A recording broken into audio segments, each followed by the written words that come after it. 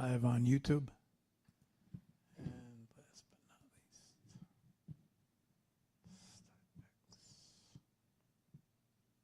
okay, we are live on X, and we can start. Okay, post. Okay, post should be live and pinned.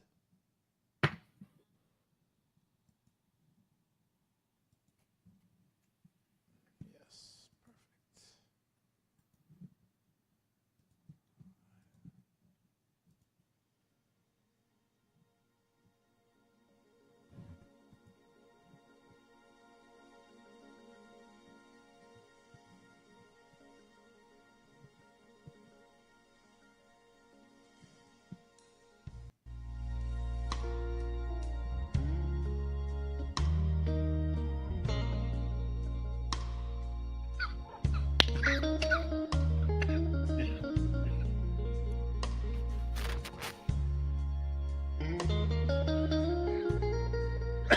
perfect.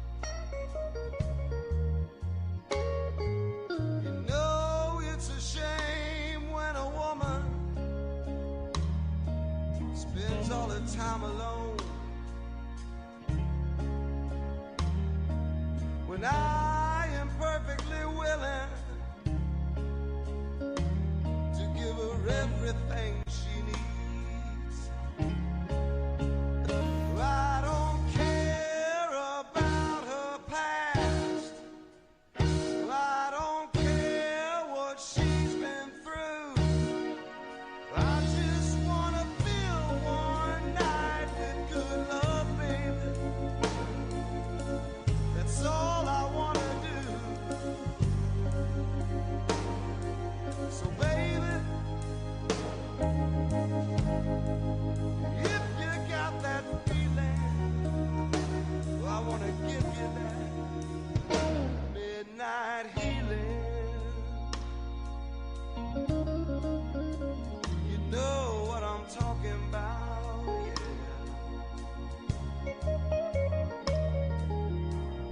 Just turn the lights down low. Come right on over here to me.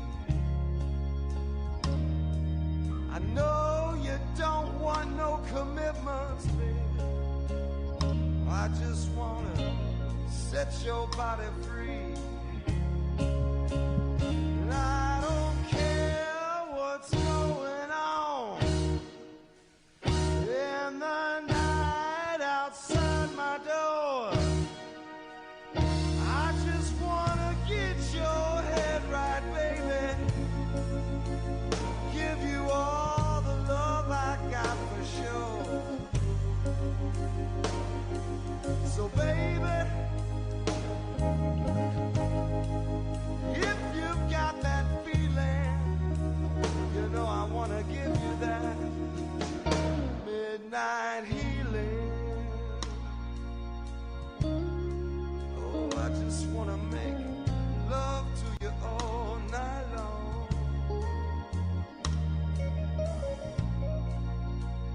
Midnight healing, baby. Yeah, you know what I'm talking about.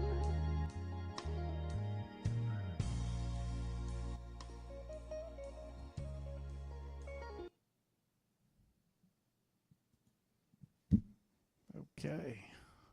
It's good, y'all. It's good, everyone. Comments are open everywhere. All right. So feel free to drop in and say hello tonight. Okay. Give me 1 second while I check out audio. We should be good everywhere.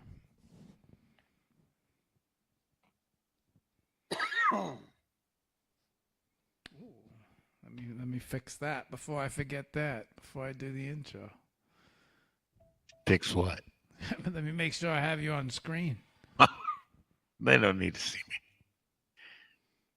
Okay. It's going to be like a podcast. You're not supposed to be talking to me just yet, Deke.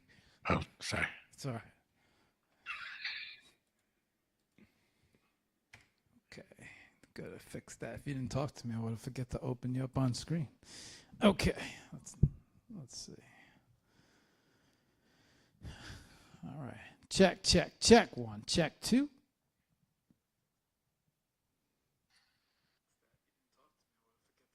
Oh, my clear voice is back. Check, check, check. 1, check 2. Why is my screen frozen? Oh boy, this is interesting.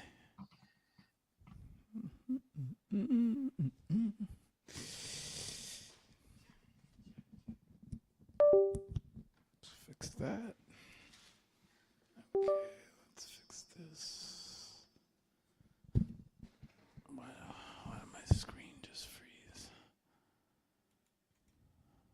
But it's lucky that I've had so many issues on this show so many times that I know exactly what's going wrong when it goes wrong. Where did my green light go? It flew away? All right. Well, my green light flew away. Now it's just orange. I don't know if I can live with this. And I'm one person who always said, if you're going to do something right, you got to do it you got to do it 100%. So what up, Alana? I seen you out there. Thank you. Thank you for letting me know the screen's frozen. I'm going to talk to you guys while I fix the light in the back because I just can't live with something that I didn't see it that way. Anyways, welcome to the show. Welcome to the Hour of Power, episode 377. We got a special guest tonight. We got a special guest every night. But tonight we have a special guest. Oh, it's windy out here. That's the problem. And I just want to make sure I have everything right because this guy's streaming setup is pretty cool. So I want to look just as legit as he does right now. And it's a little windy up here in the Bronx. So my gels are flying off my lights right now.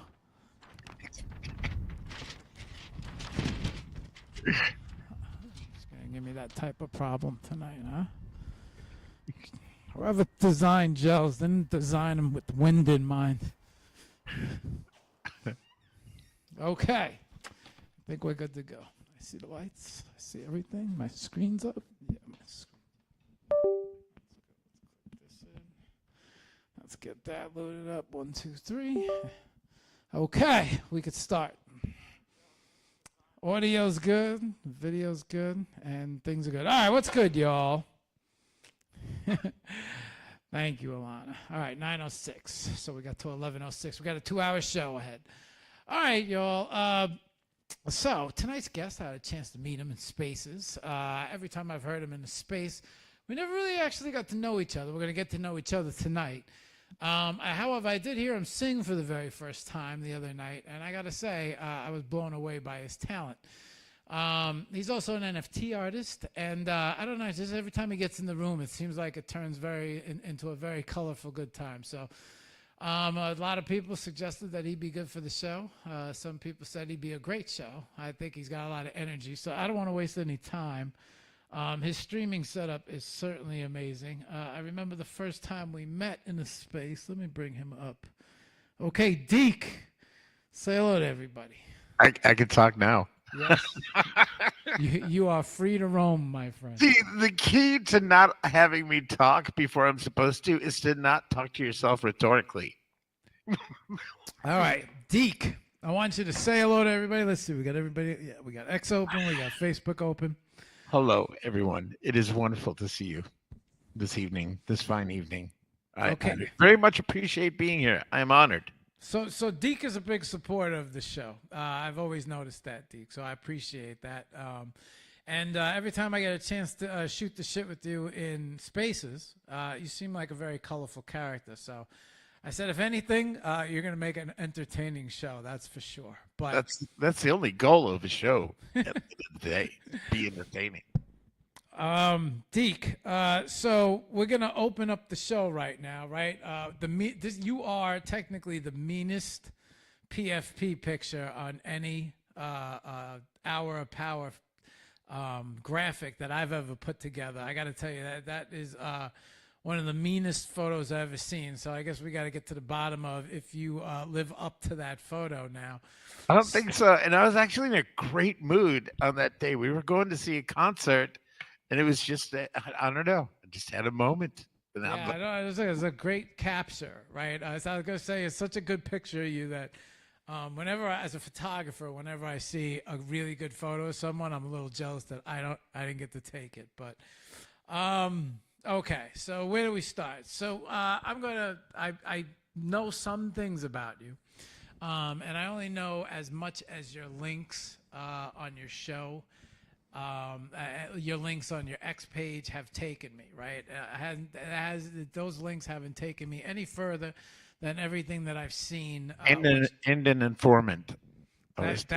Yeah. So now it's up to you to answer the most generic question of the show, which is who's Deke, right? Why don't you introduce yourself, and tell everybody a little bit about your background, and I'm just gonna let you take it from here. All right, it's gonna be kind of short because I've been around for a while, so I'm used to like the NFT shill thing, you know. Okay. Well, you have actually 2 hours to tell us your life story. We'll fill in blanks along the way. Okay. I feel like I should be facing this way. I should move you to the other side. So I'm Deke Slade. I'm an artist. I'm a lifelong artist. This was pretty much my shill back in the shill days. For those who have been around long enough, I've been a lifelong artist. I'm adopted, so there's no proof of me carving in the womb. I don't have the sonograms to prove it, but I'm pretty sure I was. I've been drawing ever since I remember, and it was always important. It was always just important to be drawing, and so I was very much into that throughout all my youth. And at the first opportunity that I became aware of in high school, they had a what's the word I'm looking for? Like a special school. They had like a career school that you could go opt into for the first 2 classes for art, for commercial art. And that was dope because you got to ride bus and go away from the dang school and go do art for 2 whole periods. And what's funny is I did lousy grade wise, but I passed. I probably aced that class. No, I did lousy because at that time I hadn't learned how to focus creativity in ways that I didn't want to. So, in other words, the teacher loved my work, but I would never do the work she assigned, or I wouldn't do it well. But I loved using the tools, the airbrush, and all the other cool stuff that they had there. But I didn't know. Like, I remember one was like designing a Happy Meal package, and mine was for bunny burgers, and it was like dead bunnies and burgers. It was just horrible. But my point being was that I just didn't like doing what was told, as opposed to later when I started doing work for a living and making logos and doing commercial work, where it became more of a challenge on how do I take this thing that's dumb and make it really freaking cool. So anyway, yeah. So went to that. Left that industry. I've been in a bunch. I've been everything from a drug abuse counselor to, as you may know, DJ in a club where girls sometimes dance, sometimes with clothes, and sometimes they're optional. I've been DJ. I'm also sober, so I worked a long time as a counselor. But everything always went back to art. And even I'd say DJing, that whole period was a period of entertainment, of being an entertainer and being creative. I just got to keep my clothes on, which everyone is still grateful for. Next question. Deke, I did hear a little chatter about you have a little bit about don't you have a little bit of film background and things of that nature? Yeah, how did I skip all that? Well, that was my primary for since what is it? It says it on my profile. 2001, I started my own production company here in Austin, Texas, and it went eh, as well as a starving artist could expect or hope or want till COVID. Made a lot of music videos, won awards, um, got to work for Sony, got to fly out to the Salt Flats and film fast cars on the Salt Flats with a red camera, which was really cool.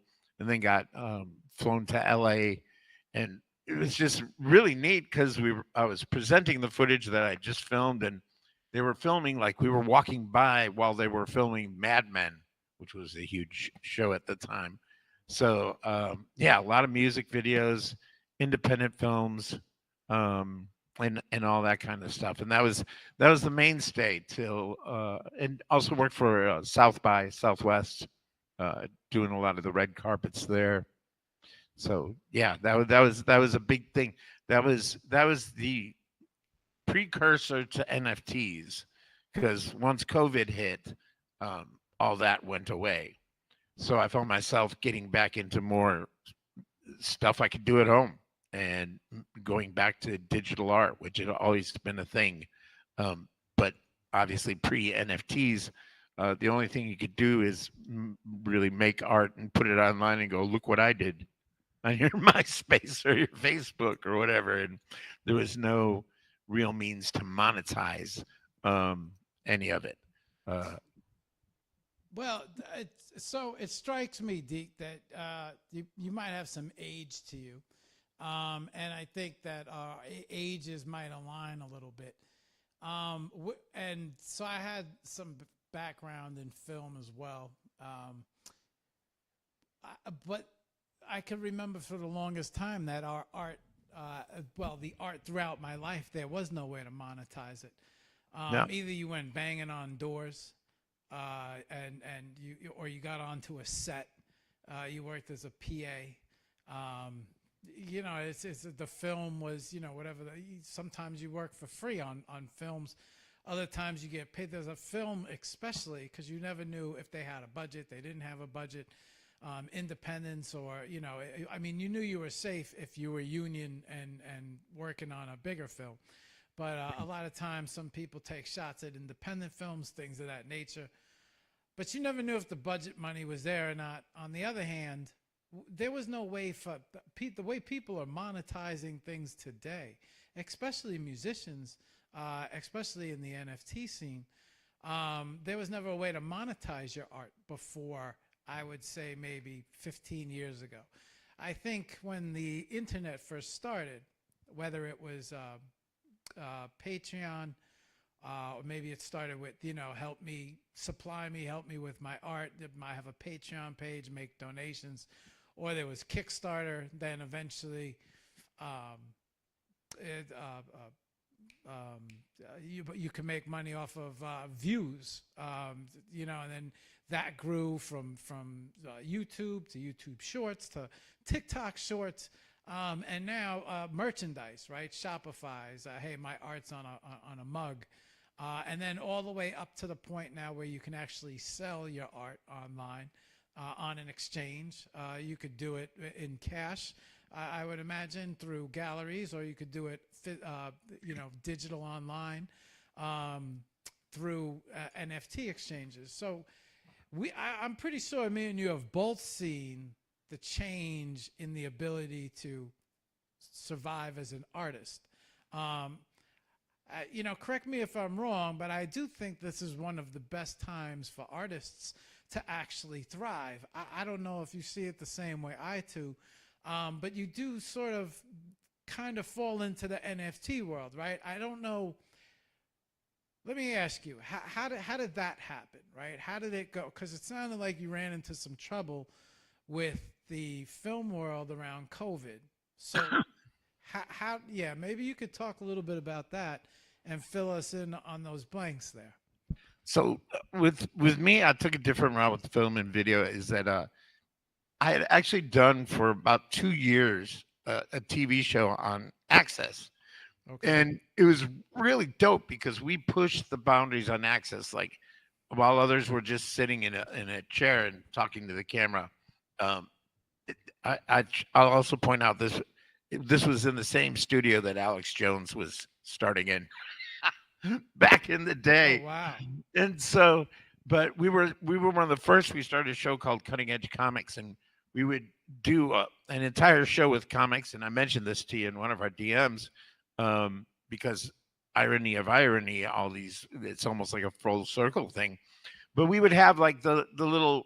I mean, now it's no big deal, but back then, just having the little lower thirds and having the little insert of the comic book name as they would go through the news and everything is a pretty big deal for access. And we actually had on somebody who's doing NFTs on Drip now, Todd McFarlane. So Wait. So you did a show on Access. You had Todd McFarlane at the yeah, time on. No yeah, kidding. we were in. Keep in mind there was no YouTube, there was no Vimeo, there was no internet video, anything. So we were one of the few people out there doing anything. So DC, Marvel, Dark Horse, all of them loved us. Image Comics, so they were up and coming. Yeah, So yeah, I remember that. I mean, I used yeah. to. I thought that when yeah, they had the best art Image Comics, man. Oh yeah, Yeah, Jim yeah. Lee and a slew of others. Dark Horse really liked. I mean, I'd get.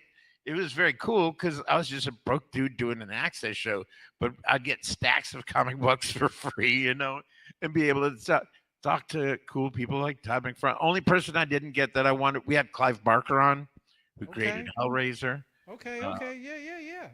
Yeah.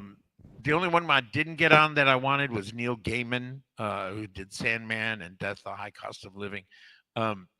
So the reason to put that aside is that it became too expensive, because back at that time you had to pay for long distance calls. if anybody we're going to date ourselves, long distance calls cost a lot of money. So I'd be talking I to mean, people in New York. bro, you remember AOL, right? Yes, exactly. Right. And I mean, so, calling all these artists and doing all this stuff ended up costing more money than I could do. It eventually faded. So when I finally decided, and it was, and this is part of the art building to the NFT stuff, and just making a commitment to art. One day I was flipping channels, and Army of Darkness was on. No, the first one. Was it Army of Darkness? Was that the first one? Of the. Bruce Campbell, Are yeah. you talking about the one with the chainsaw on his hand? No. The Book of the Dead. Anyway, it was on TV, and I thought I want to make a movie. Okay. That's where it started. So wait a second. So Bruce Campbell, that whole series. Yes, because that movie was a college movie, and it launched, or Eli Roth. It created careers. I just want to make sure I got the right movie right now. Yes, Deke. The Book of the Dead. Is this the one where I got? I want to show you my boomstick. That Right? is the very same one. Okay. But okay. it was the first one, which was called Book of the Dead, I think. Okay, somebody. Usually I know this story better, but to continue the story, Army of Darkness. Hopefully it'll say what the original was. Yes, we're looking at it right now. But the original one was done as a college movie on no budget.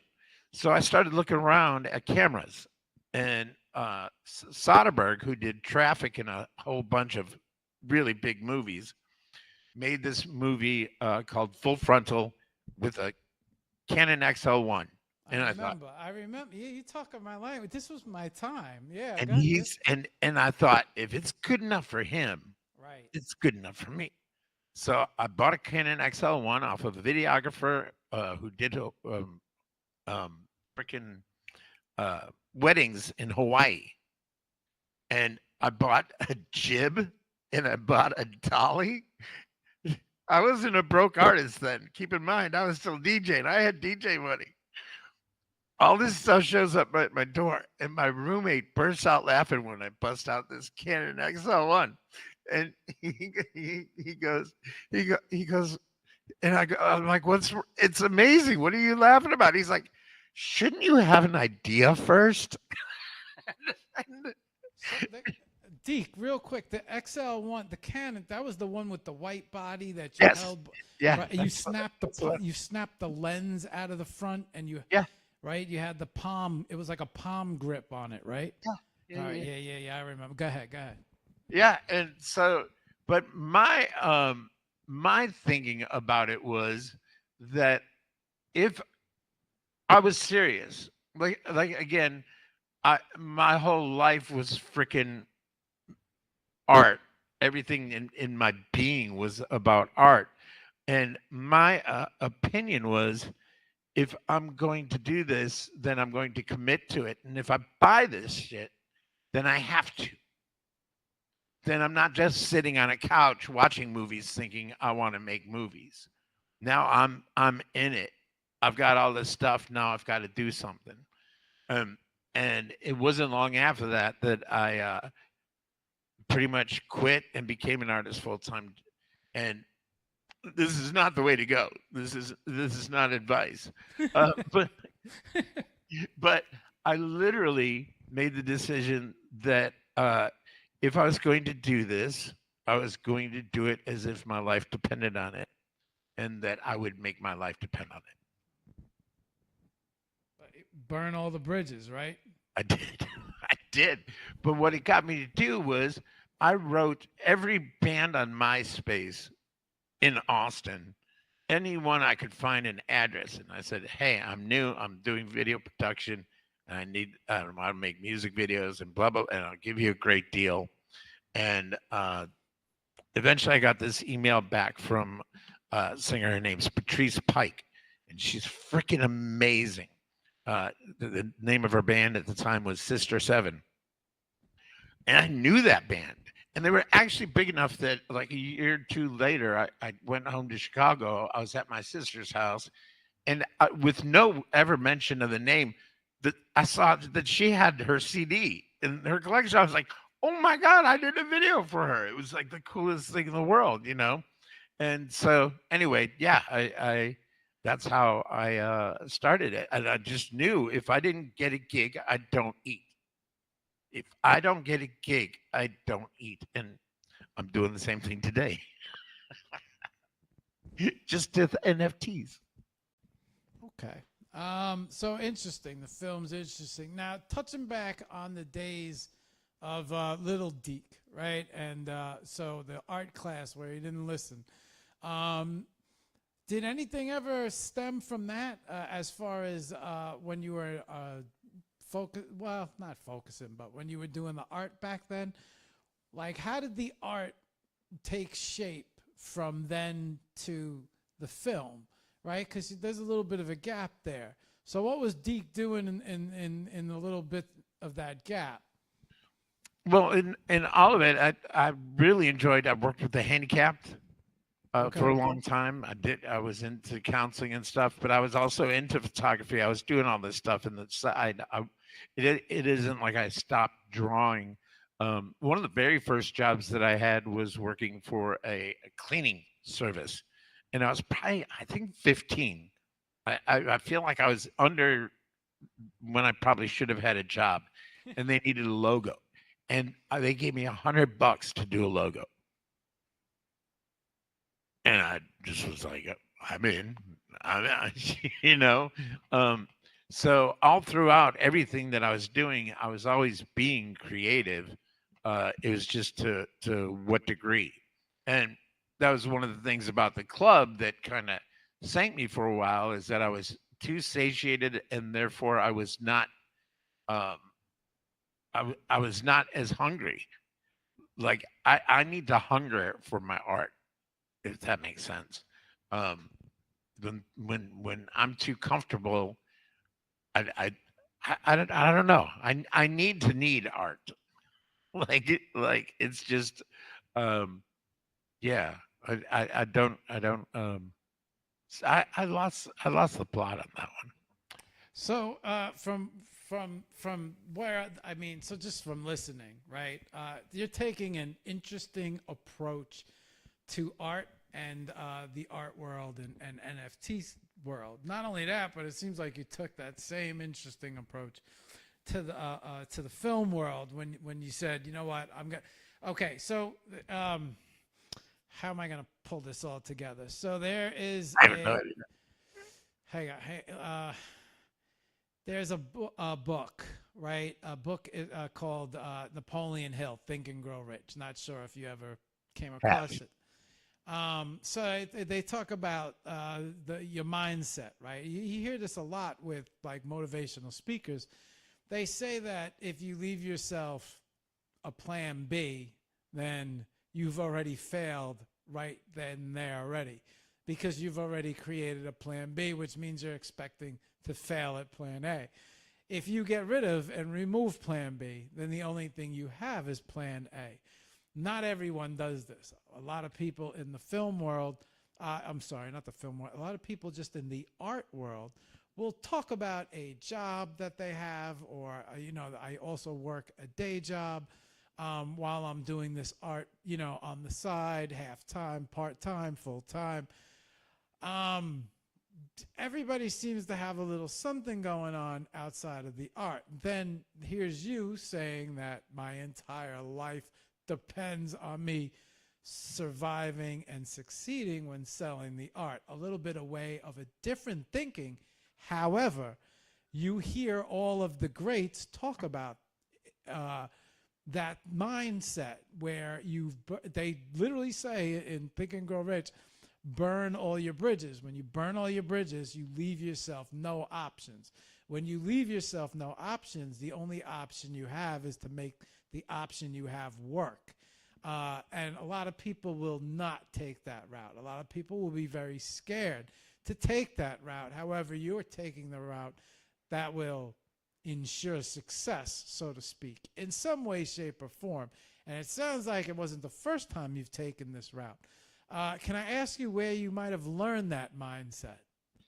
I don't know. And I did read that book. I remember doing a slew of self-help books, The Road Less Traveled, and there's a lot.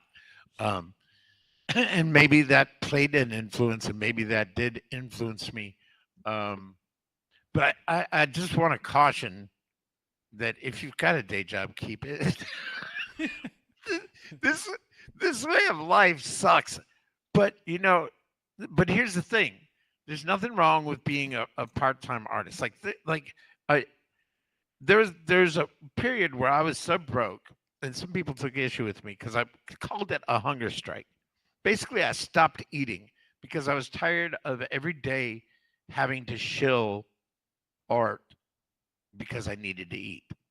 And I had already, I should say, I had also, because I was working on a script, had fasted for like 30 days. So I knew what I was capable of, right? And so I went on this thing where I just wasn't going to eat because I was tired of that kind of selling.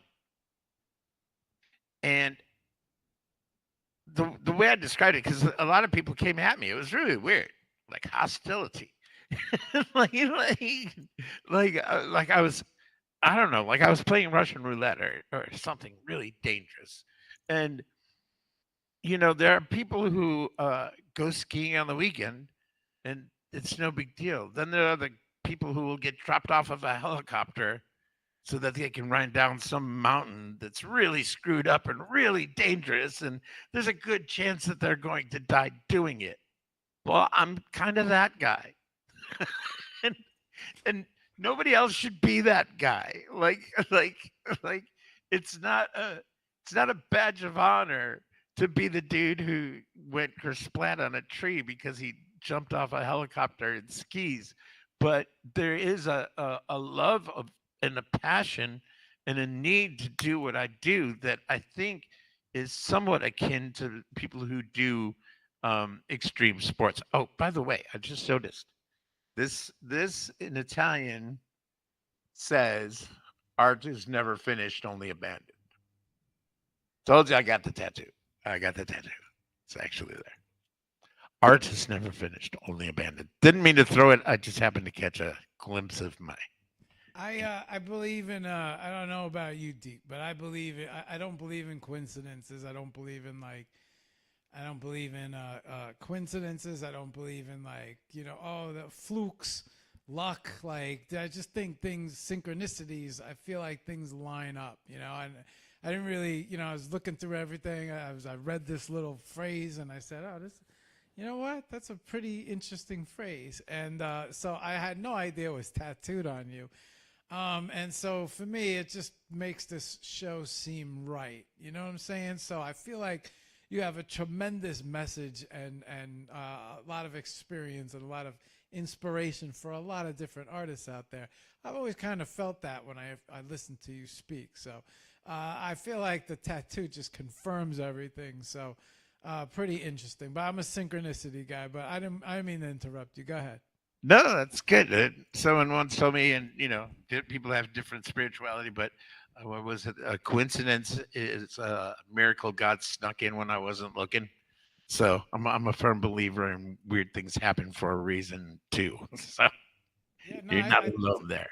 There's energy, and when energy links up in the right place, it's just everything kind of falls aligned, right? And so like it's just strange because I'm like, know what the name of the show is? And you're like, I got that tattooed on me. I'm like, you got to be kidding me right now. So, No. and now you're talking about your film and just I didn't know anything about your past, right? So like I'm listening and I'm like, holy shit, this sounds like my story. But I didn't want to interrupt you, man. Go ahead. No, interrupt. This is a conversation. So I was An like, interview. I'm not that interesting. I had the opposite of what you had. I didn't have the Canon. I had the Sony version of the Canon. Right. So I was doing the same music videos, except I was doing hip hop. I was a hip hop fan. I was all over I was in Texas. yeah. So like I was a New York, right? So like I was huge hip hop. But I would, so I did. I shot a bunch of music videos with that, and then I started doing more technical engineering videos because the commercial it just paid more, and it just paid better, and then it always paid. They always paid. It's a key element right there. Yeah, so much rather. There are some bands that owe me money. I'm not naming names. Right. Okay. So so it sounds like the same road, the same bumps, the same bruises. But you feel for them because they're artists and you're an artist, so you're like, yeah, bro, I understand why you're fucking me. I get it. I gotta be honest with you, Deke. I never had that. I never shared that sentiment. It was like I put together a really cool video. We agreed on a price. But I don't know that I said it out loud to him. I'm just saying my inner voice understood. Well, we're you know what it is, Deke? We're artists, right? And we love to create. And we love to create things that we love to create. And then we love to create things that we love to create with other people that we love who created things that we love that they created. I don't know if any of that just made sense to you. No, it totally did because, like, with music videos, I would never charge a lot, like with local bands. There were a few where I had a decent budget. I mean, for me, like 5 or 10 grand was a lot of money. Yeah, back then it was a lot of money, but we freaking rented a ghost town outside of Vegas for that.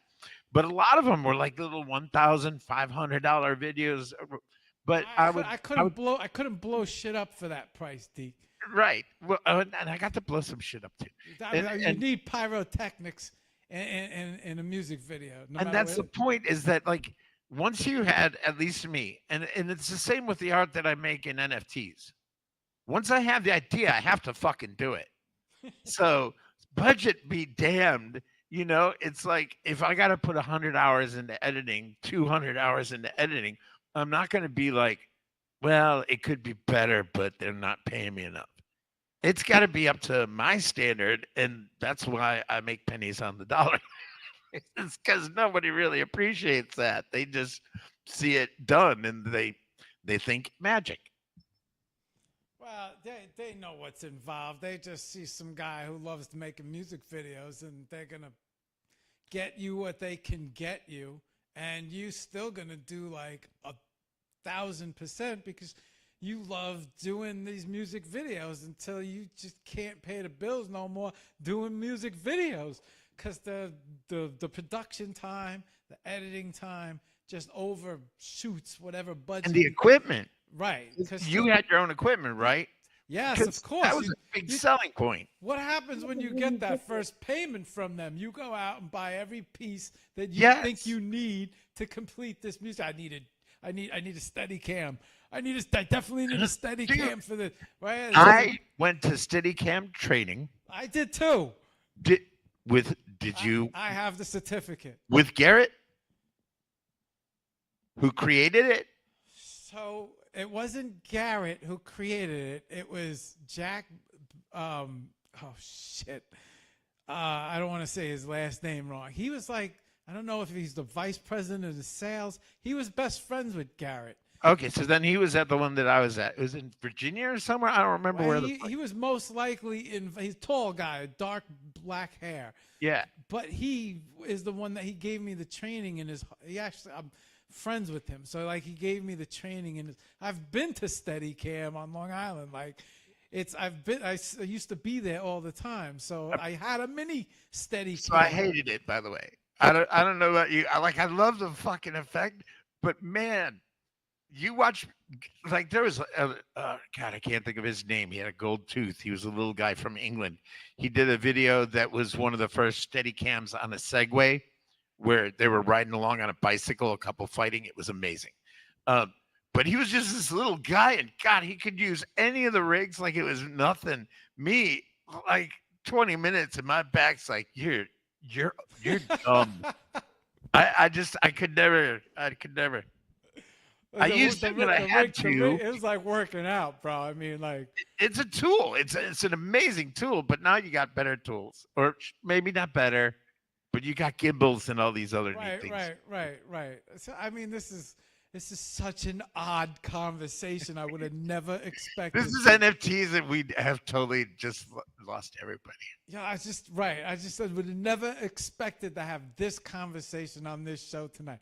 So go ahead. I gotta keep hearing this stuff. Just to drop names for anybody who doesn't know, I was trained by, and his friend is friends with Garrett Brown, who invented the Steadicam. I don't. Like, wrap your head around if you know anything about film, those smooth gliding shots. One of the first two big uses of it was Rocky going up the stairs. That was one of the first big ones that Garrett did. And then The Shining, all those scenes in The Shining. That guy was one of the dudes who taught to me and definitely taught to your buddy. So, yeah, it was cool. I'm totally glad I went for the experience. He didn't teach. My friend was the vice president of sales of Steadicam. Well, I'm saying that they all hung out in the same building. He learned from Garrett personally. Yeah, right. Most likely. Yes. Yeah. So such a small, odd world here. Okay. You did mention something about, I don't know if it was, did you say advertising or commercial? Were you involved in anything like, as far as graphic, did I hear that correctly? Yeah, I did a lot of graphic work. I did It sounds like you did logos. Logos, and did you use for a while, Are you a Photoshop guy? I think one of my first ventures in as a young adult was web design. So that, which incorporates all that logo and design stuff. And I had a buddy who was programming, because I'm a freaking idiot when it comes to any of that stuff. So I would just work stuff up in Photoshop and be like, this is what I want the website to look like. And then he would make it. So do you remember this? Do you remember this is crazy. You probably remember him. You remember Flash back in the day? Flash, using Flash? I used to use Flash. Yes. Remember when Flash websites first came up? Yes. There was this guy. I was tweening. Tweening is probably a different word now. Tweening is the act of moving a point between 2 points in animation. Right. There's another version of the word that we're not talking about. Are you an After Effects guy by any chance? No, Oh, but so when I first got into it, I was debating between all the various programs, and I settled on, of all things, Sonic Foundry Vegas, I remember it. which later got bought by Sony, which was very cool because I got to be in a Sony ad. Sony flew me to LA. Sony flew me once a year to go to speak at NAB. Oh my God! I went 7 years in a row to NAB with my holy shit. We could have been playing blackjack or something. This is crazy right Yeah, now. so- You know so- who I was there with? Hitachi. That's crazy. That's crazy. We shot their video for their cameras. You know the video. You know the VHS cassette that comes with the camera that you pop in to watch Yeah. how to use the camera. We shot that video, and then Hitachi brought us to NAB. We That did is that dope. 7 years in a row. God, this is nuts. Go ahead. So yeah, that's where I actually learned or decided that I wanted to learn Steadicam, because the guy was doing it on a Segway, and I thought that is next fucking level right there, like just next level. But yeah, so I ended up using Sony Vegas because I didn't want to learn Mac. I was like, I'm bad enough on a PC. I don't want to learn a whole new operating system. And I had, because I was DJing, so this does all tie in together in a weird way. Because I was DJing, I had used they have Acid Music, which was a loop-based program. I remember Acid. Yeah. So I had used that. So Sony Vegas then became, or Sonic Foundry at the time, became second fiddle to me.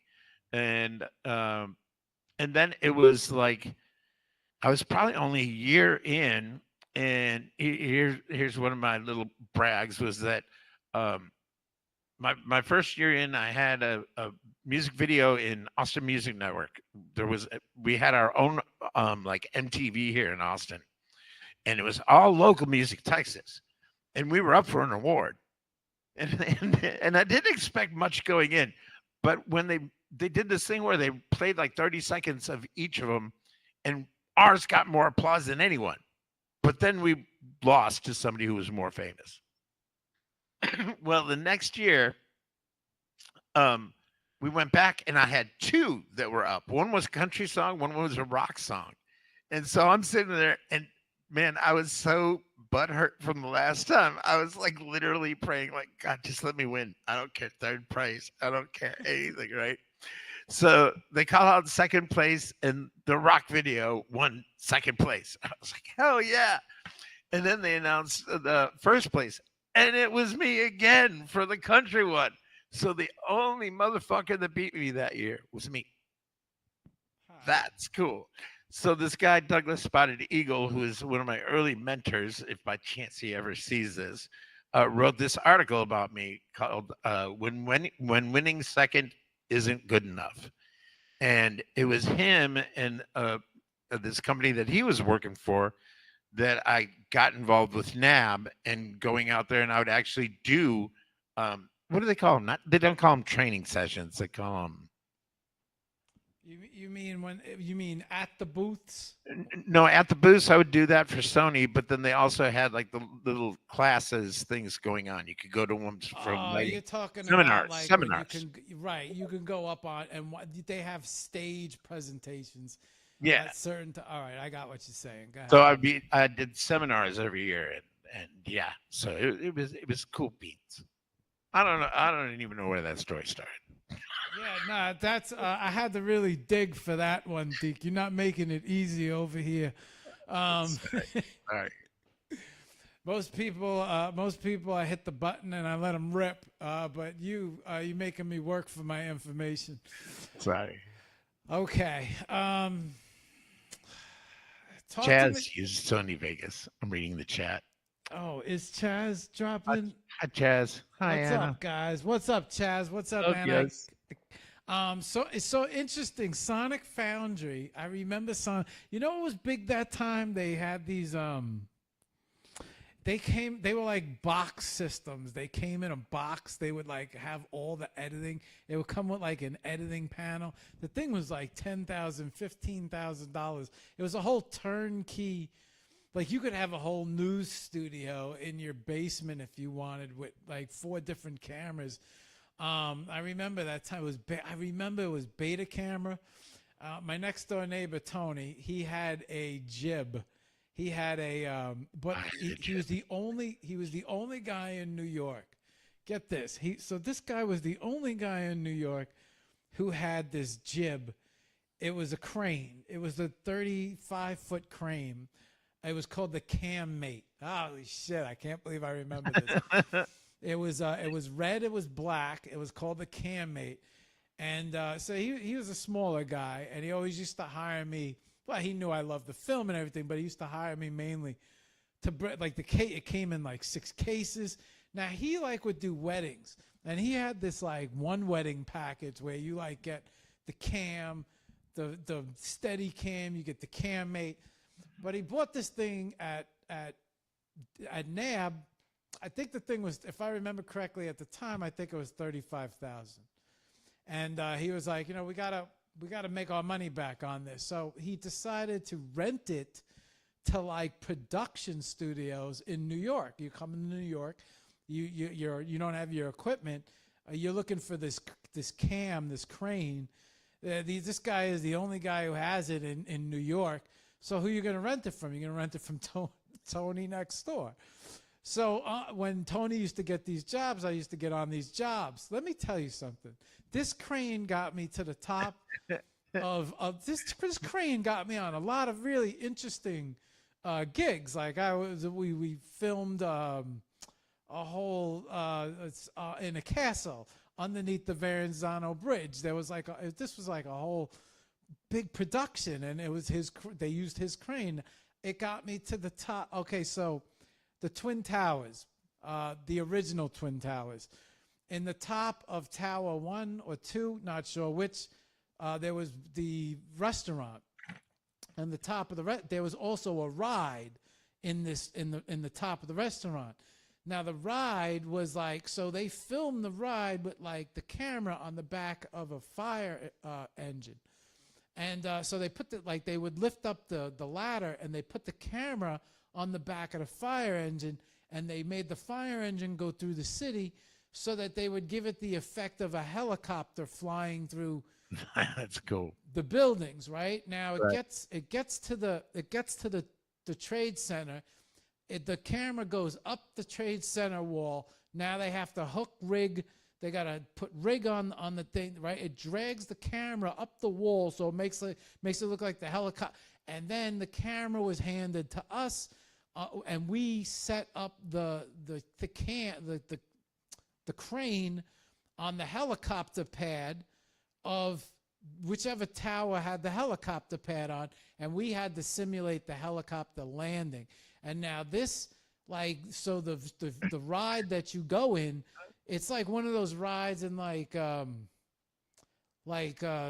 Disney where like the whole floor moves and right, and so like you watch this film, and then like you're in the helicopter, and you're going through the city, and then you land on top, and then you come out, and then the whole thing turns, and then boom, you go into I think it's windows around the world. I don't think I have it right. I forgot what the name of the restaurant was, but it turns around, you go into the restaurant, and then you have your dinner after this ride. So it was like we shot this crane took so many cool jobs, so many film sets.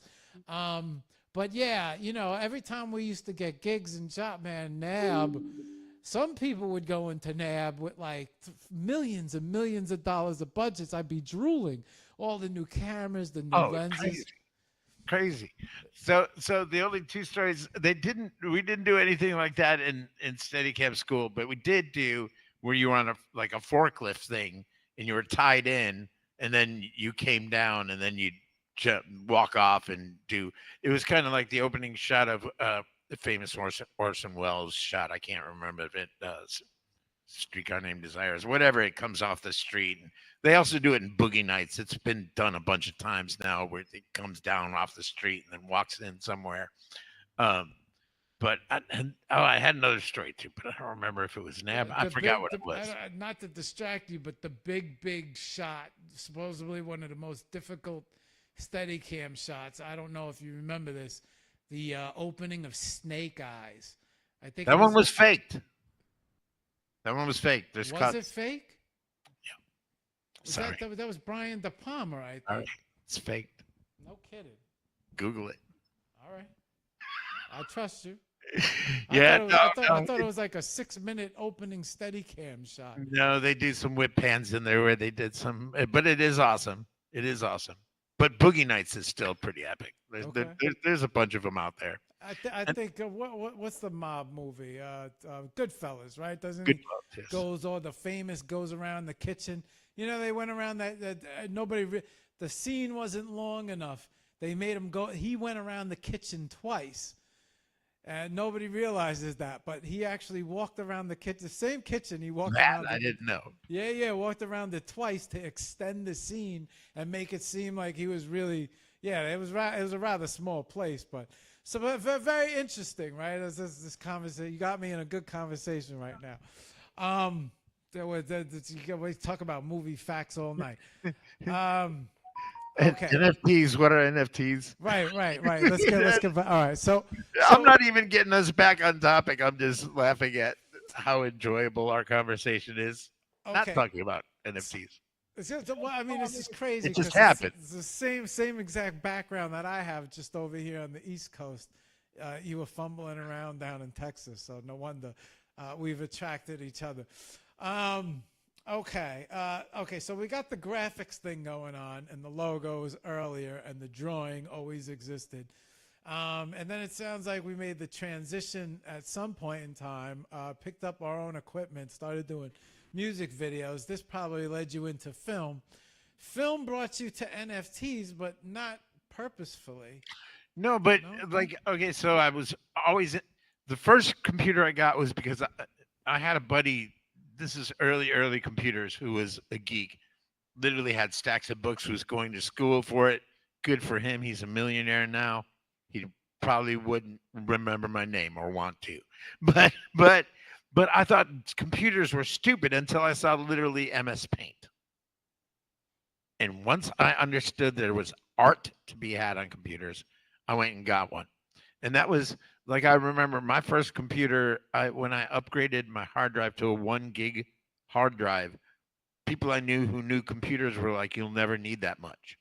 That's how long ago that was.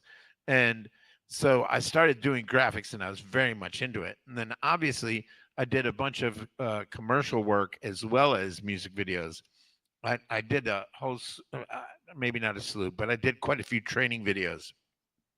Some on video production, some on magic. I worked with this company that teaches magicians.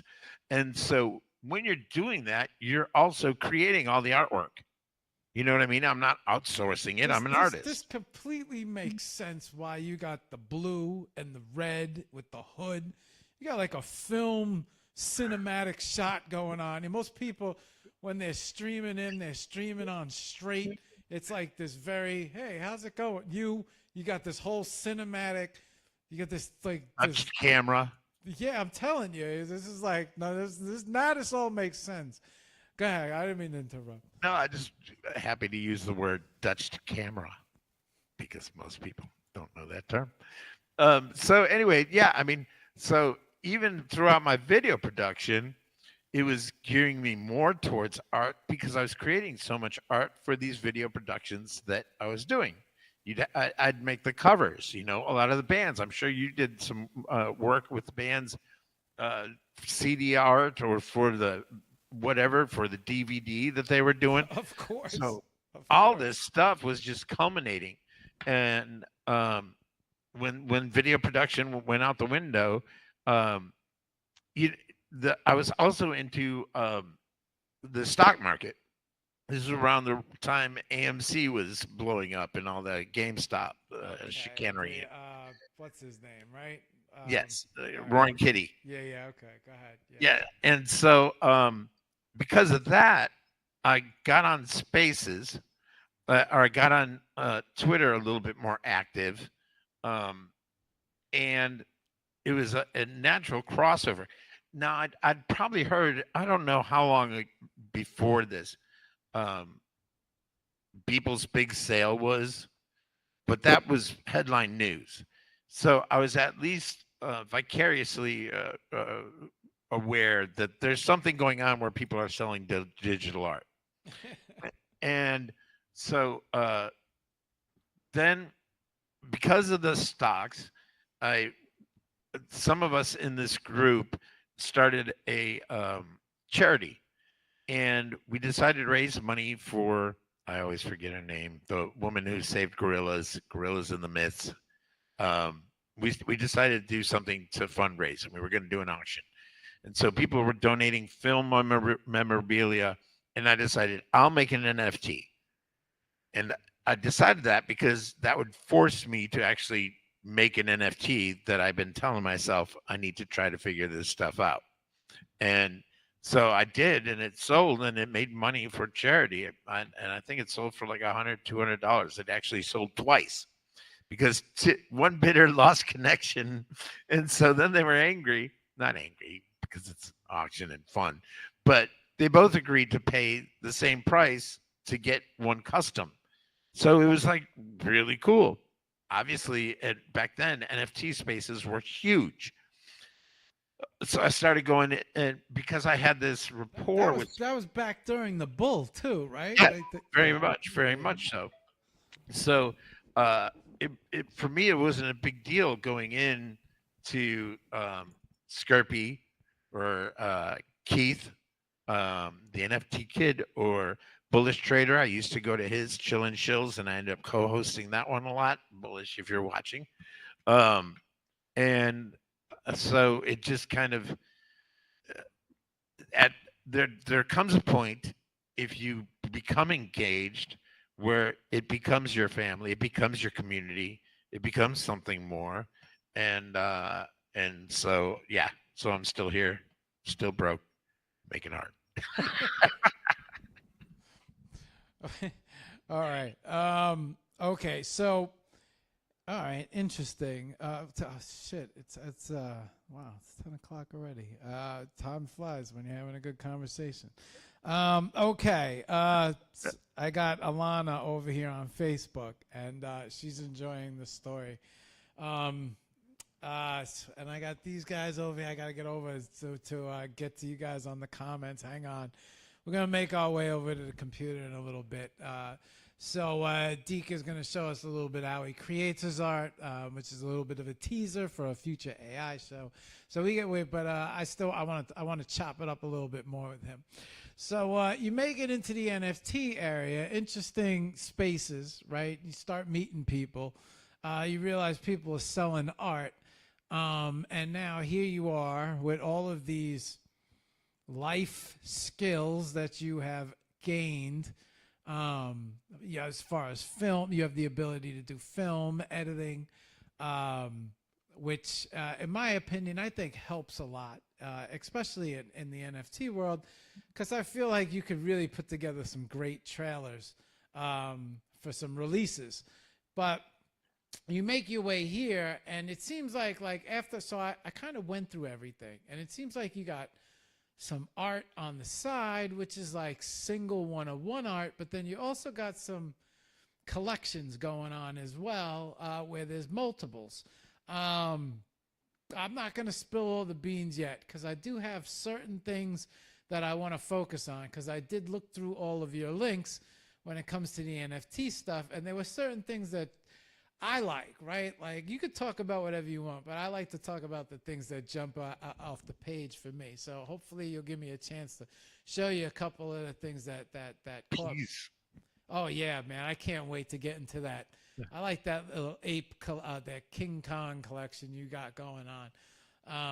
I thought that was like really interesting. King Kong versus. Yeah. So I don't know. But we're not there yet. We'll get there. I want to talk about that when it's on screen. But all right, so you see all these dudes, all these people.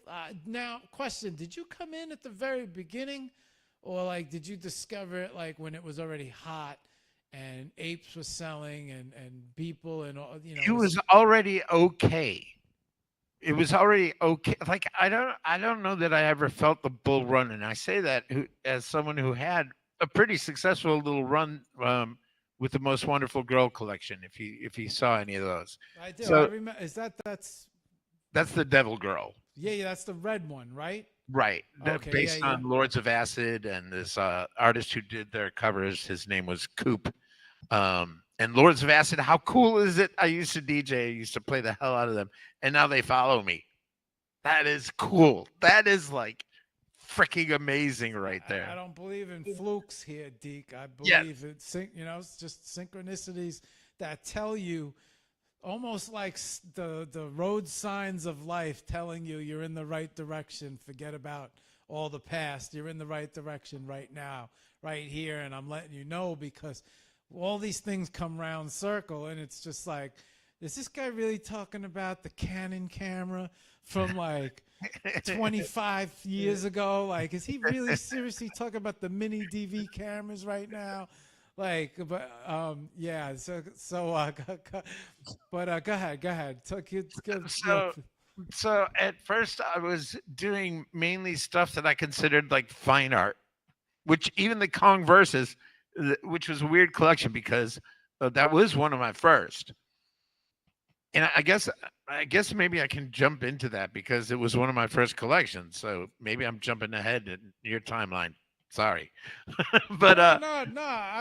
I'll yeah. No, go ahead. You're good. but that just started when Putin did some dumb shit, and I was really angry. And being an artist, that's how I expressed it.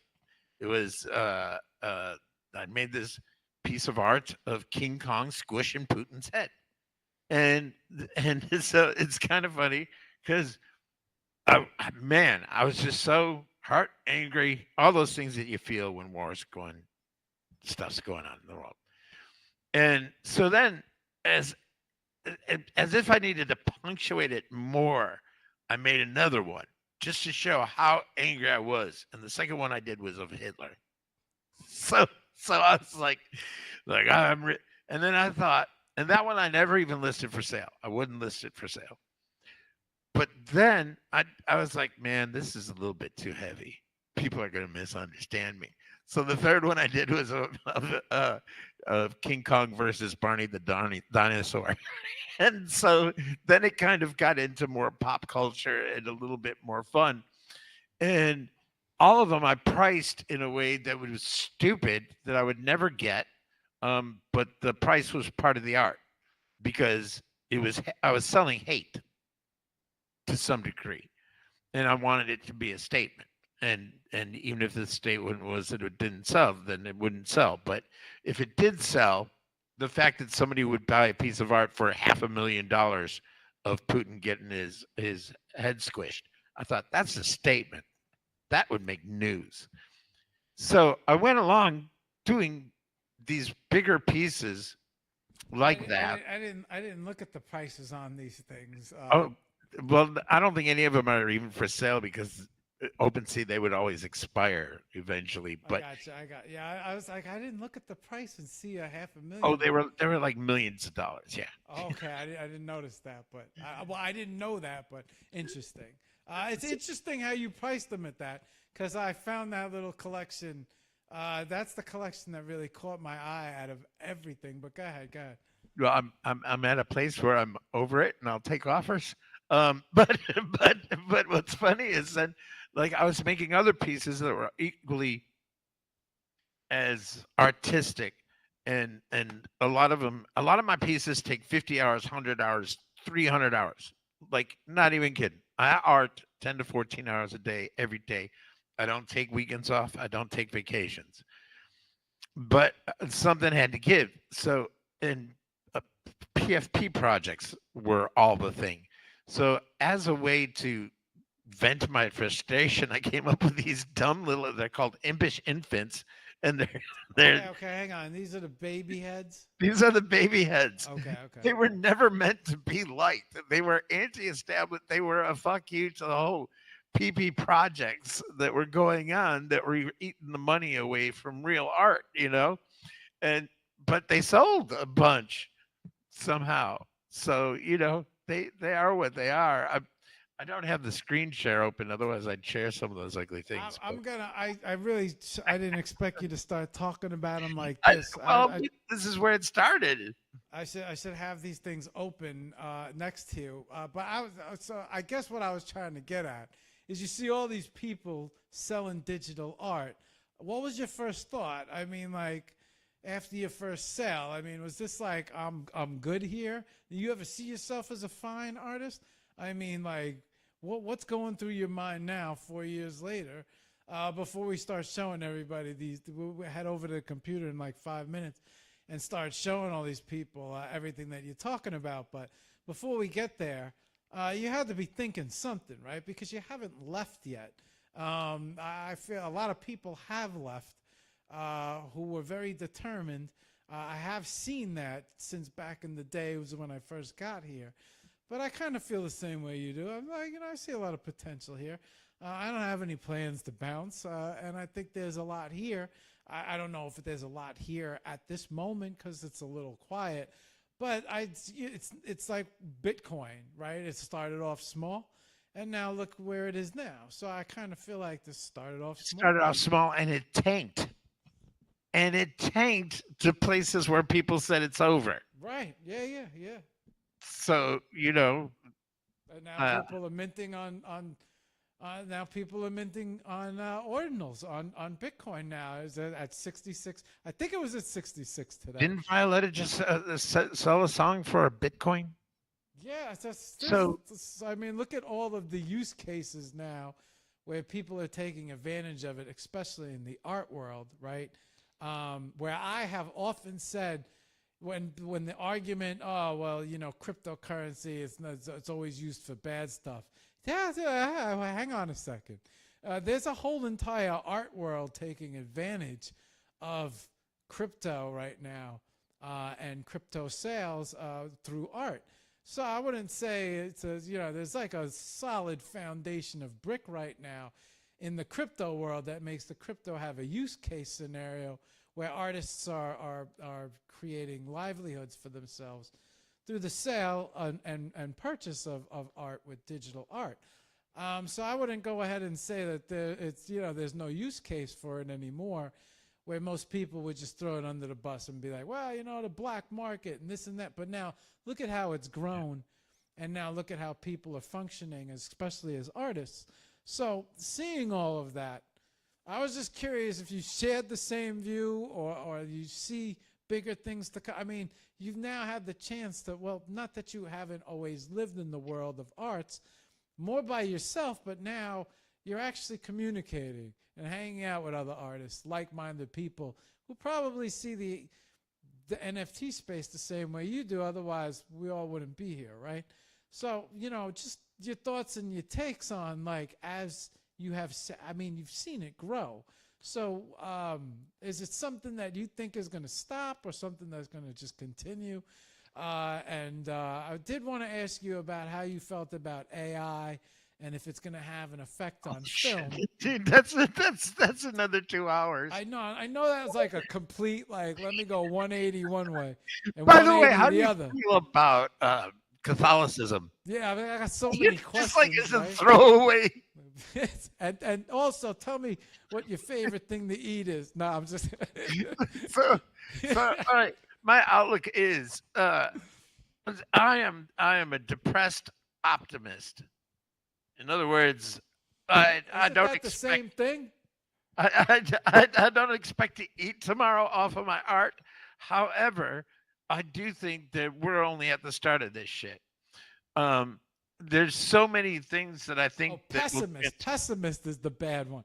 Right. You see you're saying half full. I'm sorry. it's I'm all right. sorry about that. Yeah, I got that one wrong. I had to work that. Yeah, if you go back and look at the tape, you'll see me working it out in my head. Like, wait a minute, the pessimist But is we the. got there. That's all that matters. I We was like, got. isn't that a double negative, Deke? But no, you go ahead, go ahead. No, I just think that I, we talked before in chat when I told you that about Todd McFarlane. He did a space. He's on Drip. I am now on Drip, by the way. Go find me on Drip. My second drop is dripping soon. Possibly, probably tonight. Um, so, but he did a space and he was talking about it. And I hope you get him on the show, and I hope he does this rant justice because he said it better than me. He said, because obviously he gets a lot of blowback, just like the gaming industry got a lot of blowback about NFTs. He's getting some about NFTs. He's like, if you don't like it, don't buy it. But don't tell me what I should do with my art. And who are you to say what other people should or shouldn't do with their money?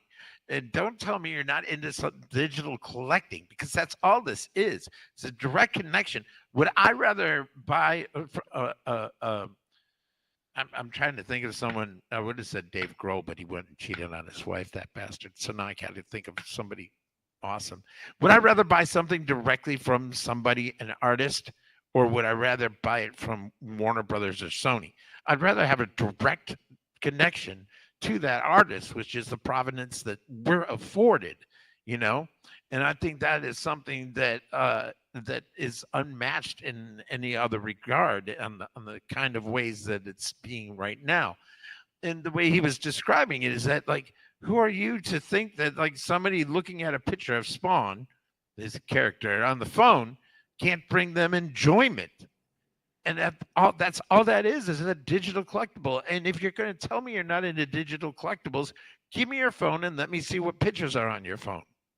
Your pictures are not your family. They're digital representations of your family. Therefore, you collect digital things. So it's no different to me. And I do think technology is going to come a long way. I've long prophesized that once we get some smart screens that are cheap and low efficiency, where you can, like, right now with my lights, right? My entire house has lights that are hue. And I can make them suit my mood. I can tell Google to make them whatever color I want. Well, when you have a bunch of screens that are low energy, that you can change all of your art like that, who wants a regular, you know what I mean? How many of those screens would I have in my house? Yeah. Like, I would just, you'd be in a Sabette mood or a Chaz mood or a Yeah, I Matilli feel mood what you're or an saying. Anna mood or fucking, and you could just switch them on the Change dime. your art every single night. Oh yeah, awesome. My lights change automatically. Sure, That sure.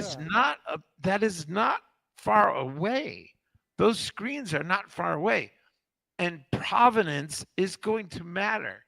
If they come up with it, and I'm certain there are smarter people than me working on it, that if you go to somebody's house, like, anybody can have a poster of a Mona Lisa, but if you got the NFT and it's got that little special branding that says you fucking own Deke Slade's piece, that's the original. That's you own that NFT.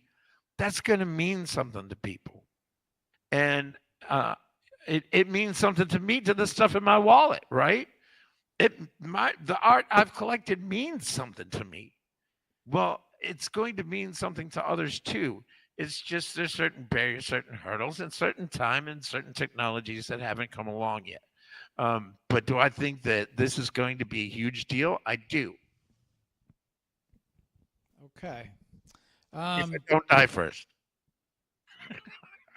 Deke, I'm gonna well, I mean, I agree with you, right? Like, I already know how you're gonna answer, because I know we have the same background. Now I'm listening to your story and I'm like, holy shit, I feel like I lived the same exact life this guy lived.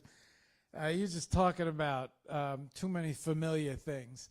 But what I do want to do is I do want to move over to the computer now while we're talking. I want to show them some of I want to show them some of the collections that we were talking about. Maybe run through them.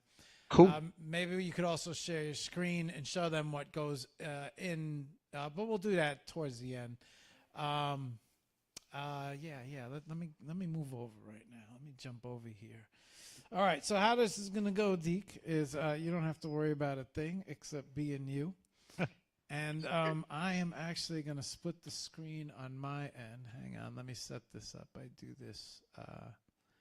Let me see. Yeah. Okay. Perfect. So I'm gonna set the screen up where I move you over here. There we go. All right. Let me bring this in. I'm pretty sure Pantio was saying that you were stylish and unique and attractive. I'm certain she wasn't talking about me. No. Well, let's see. Let's say hello to everybody. And usually I do that while I do this. What's up, guys? What's up, Chaz, Anna, Matilli?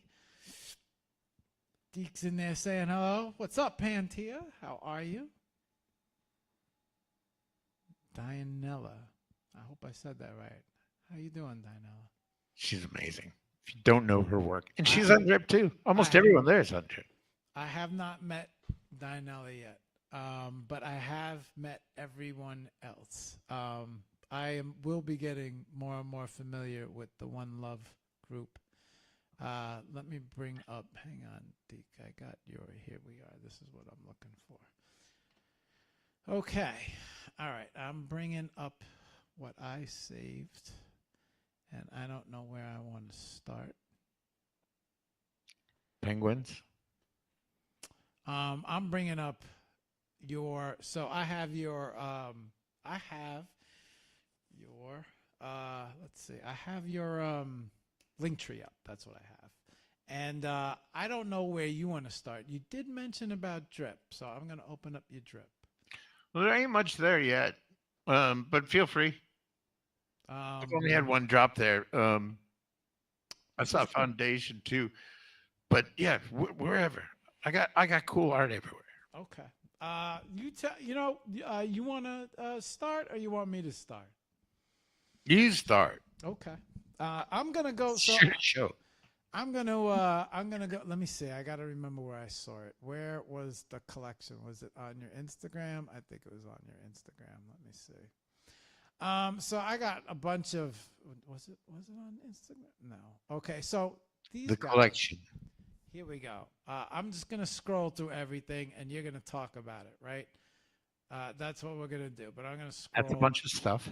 And stop. Now, if there's something that you want to talk about in particular, you let me know. But I'm going to stop on the stuff that gets my attention. Soup 3. Soup 3? Yes. Is this your first shot at AI? That no, not my first shot. That was a little later on, which I don't do much anymore. I got into AI a little bit on a lark. I'm sober, and there's a book. There's a line in the book about sobriety that says that warns about contempt prior to investigation. And so when AI came along, I made it a thing where I needed to learn about AI. So I put out a collection and I diddled around, and I literally did. It's called Fuck AI Day 1 and then Fuck AI Day 2 that are on whatchamacallit, Object. And Let's bring but that then up. Revel was a thing, which was a total rug. But I started doing some for that because people were minting every day. And the only way that I could keep up, my 3D art takes a long time. And it was a kind of a way to shortcut and do some stuff that I could do a little bit faster than my 3D works. So you have a combination of a lot of different work, Deke. You have 3D work that you were showing me earlier before when we were talking. You have some AI work. So you have a lot of different ones, and I'm not sure where we should start, right? Where can I forgot. I didn't forget, but where can I find is that on OpenSea? That had to be on OpenSea. The Most Wonderful Girl was on OpenSea, and a lot of my and the Kong verses is on OpenSea. That's on OpenSea, right? Yeah. Okay, let me get over there. That's what I'm looking for. I'm And then gonna go. Foundation are my more fancier, what I do for the most part consider fine art Okay, pieces. I have your OpenSea up, right? And I'm gonna go right to where I should probably go to collections. Is it sorted by collections? Created? Is there a way to do it? No, I don't think so. no. Yeah, I think you can. Featured, collected, offers, deals. There's some of the babies. No. So Let me see. I'm gonna. Yeah, I see that. I dig the Kiss babies. well, if you go to one of the posters though, like one of the Kong verses, then you'll All right, I got Kong versus Miley up. yeah, that's a good one. It's one of my faves. Okay, so Yeah. these are these Kong things. Yeah, man, they just caught my eye. These were like one of the first. I said, "Oh, these are interesting," and then I noticed it's a lot of guys up here. You got Bieber.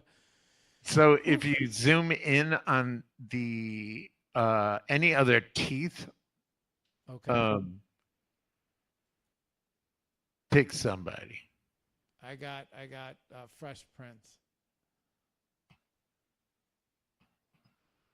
Or Kim Kardashian was a good one. Hang on. Let me But go. you know what was a lot of fun?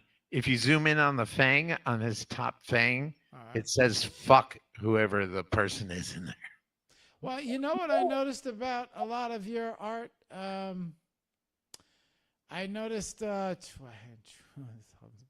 here we go. You know what? I could get down with this one right here. All right, I got Kim here, but where is it? You're saying now on the fang itself? Yeah, or the one of Jesus, the one or Taylor Swift. Taylor Swift is So I pretty could good. get down Kim with that one Kardashian. too. Let me see. Taylor. You got to zoom in really right You on the gotta top really go in. fang. Yeah, you got to go in hard. Yeah, I'm not. Let's see. Where's Taylor? All right, we got Taylor. Oh shit! I'm really gonna have to go in on this, huh? But what's funny is on the one of Jesus, it actually instead of saying "fuck Jesus," it says "fuck Jared Leto," which I thought was pretty goddamn funny. Oh, I got it. I see it. You see it? It's right above the gum. Yes, All right, I got you. or just below the gum. Okay, so Deke, you know what I want to point out with your art? You have an interesting way of signing your art. It's always you have an interesting way of putting your name, making sure your name is on the art. And I noticed that a lot with the 3D art. So maybe you could take us through a little of the 3D art, or if you want to talk about the image. So all the Kong ones are 3D art. Okay. But you know it might be to bounce over to Exchange might be good. Okay. But I never felt good. Like some of those I just kind of put my name on. But eventually I started working it into the pieces itself or making it into making it a feature of. And one of the things when I was doing video production, my company is called Underground Planet. And I did really good with branding my company. I did a lousy job at branding me. And that was something I learned kind of the hard way. Because once the business was gone, it was like I was pretty much nobody again. So like let me see what like if you click on the nun, Okay. there's great branding on the nun. Hang on. Let me. I got you. Or some of the cyberpunk ones too. Because the Disturbia collection is just AI. Thinking we're waiting for it to load. Is that what we're doing? When you go full screen, you waiting for it to load? Yes. Can you spot my name on there? Yeah. Hang on, I'm waiting for it to load. It- Yeah, you it- have a unique way of adding your signature to these pieces. but Um, it's based on Tommy Hilfiger. I need And it's funny because I've discussed this in one or two spaces. Some people hate it, and that's all right.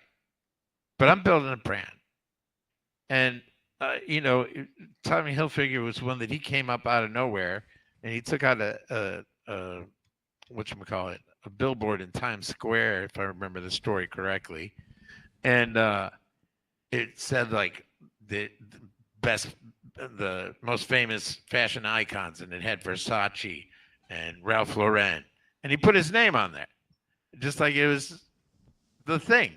And suddenly everybody wants to wear clothes that's Tommy Hilfiger.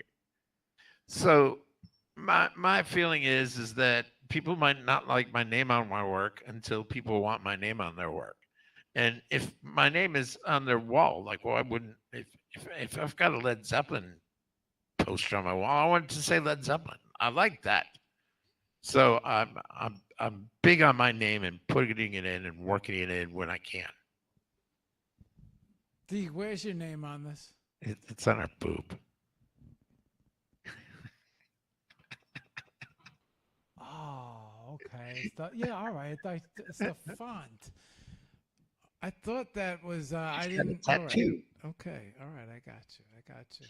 But in some of the cyberpunk pieces, I think if you go to the collections and you go to Cyberpulp, those are some pretty epic 3D I pieces think they that I've call done. them series, right? Is that what they call Yeah, them? yeah. Cyberpulp.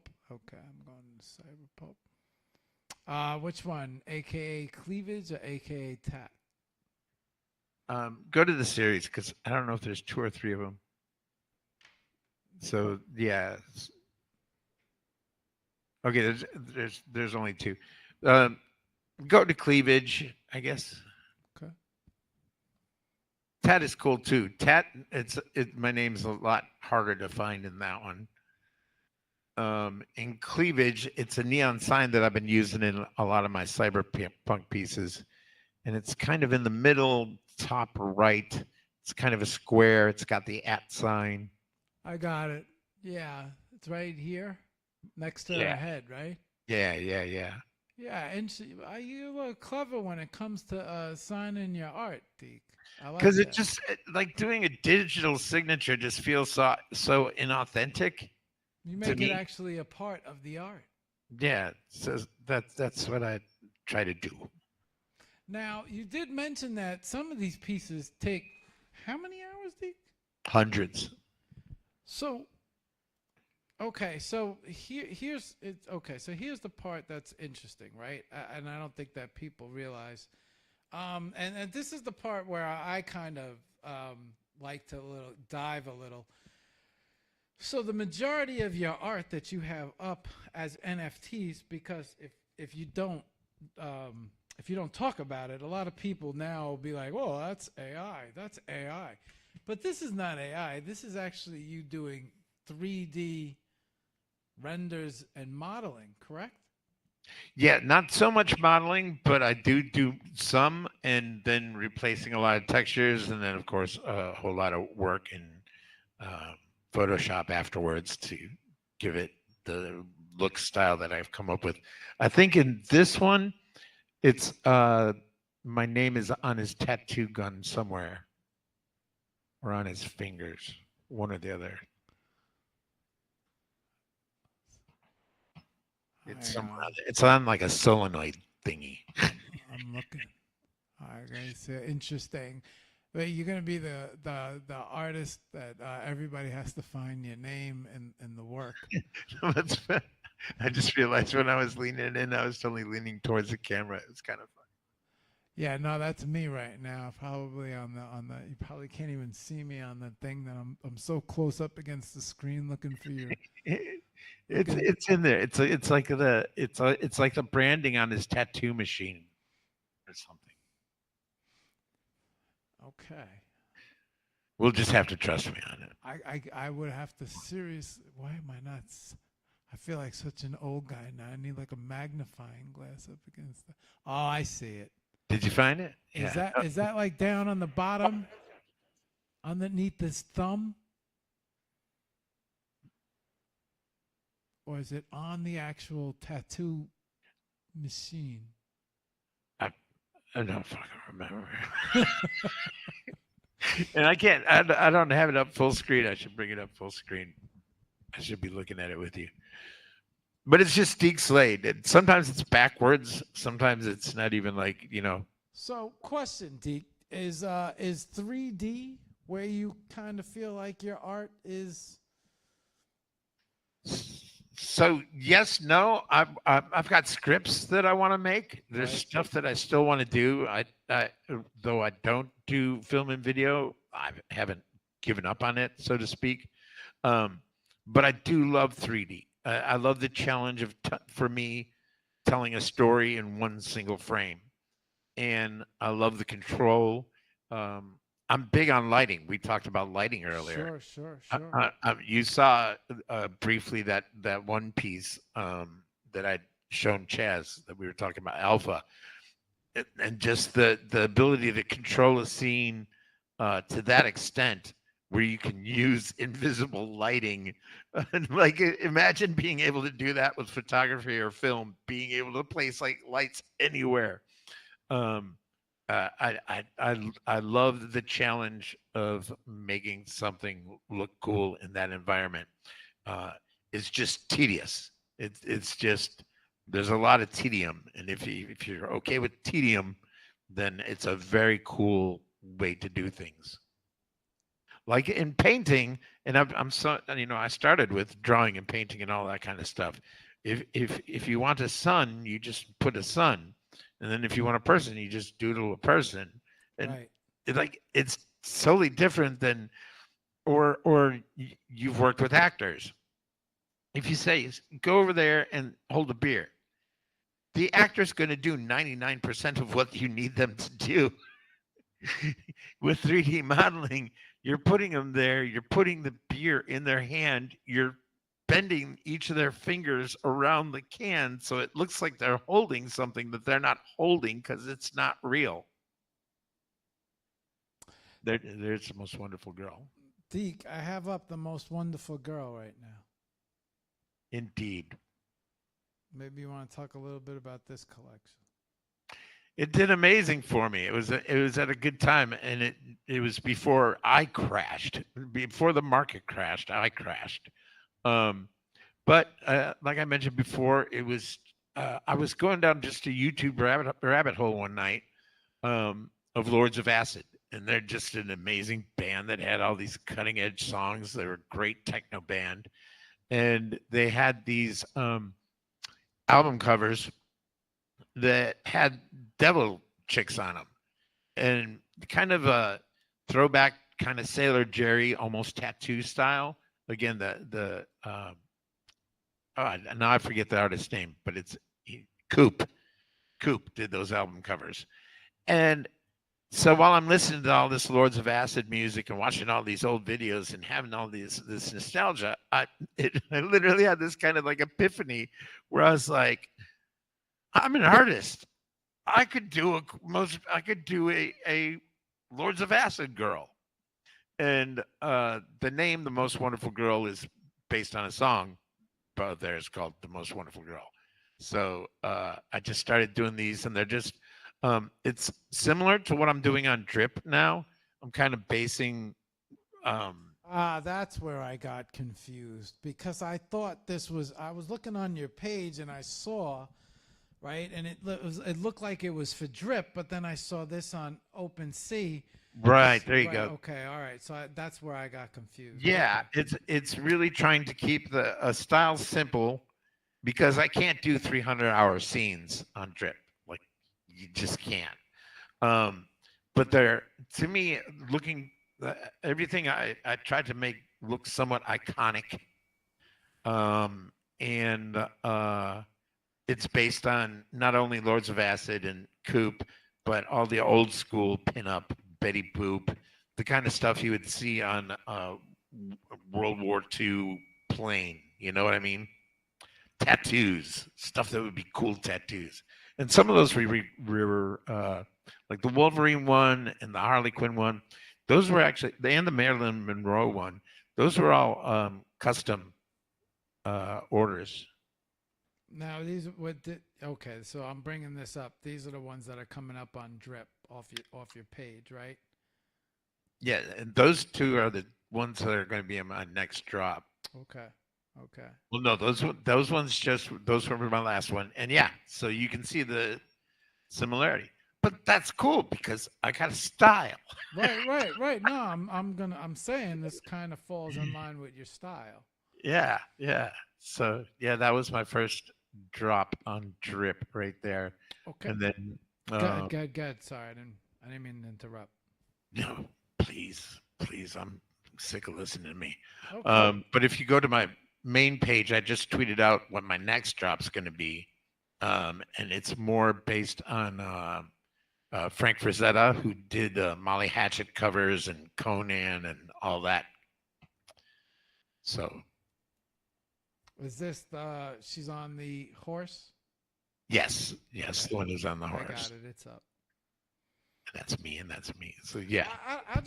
I don't want to talk about this only because you do have some tracks here. You also sang a song in Nightcap the other night.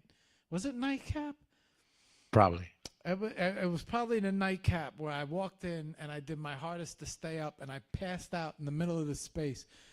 I hope Chaz wasn't looking for me, and I had to write him the next. I'm like, Chaz, bro, I passed out. But I remember it had to be. I think he had you singing, and it was a great song. Was it? But I mean, this was before I passed out. I was impressed. I didn't know that. I didn't know you had chops like that. Just so you know, he's used to it because I pass out like when he has them a space nightly. Bro, I thought that nightcap space.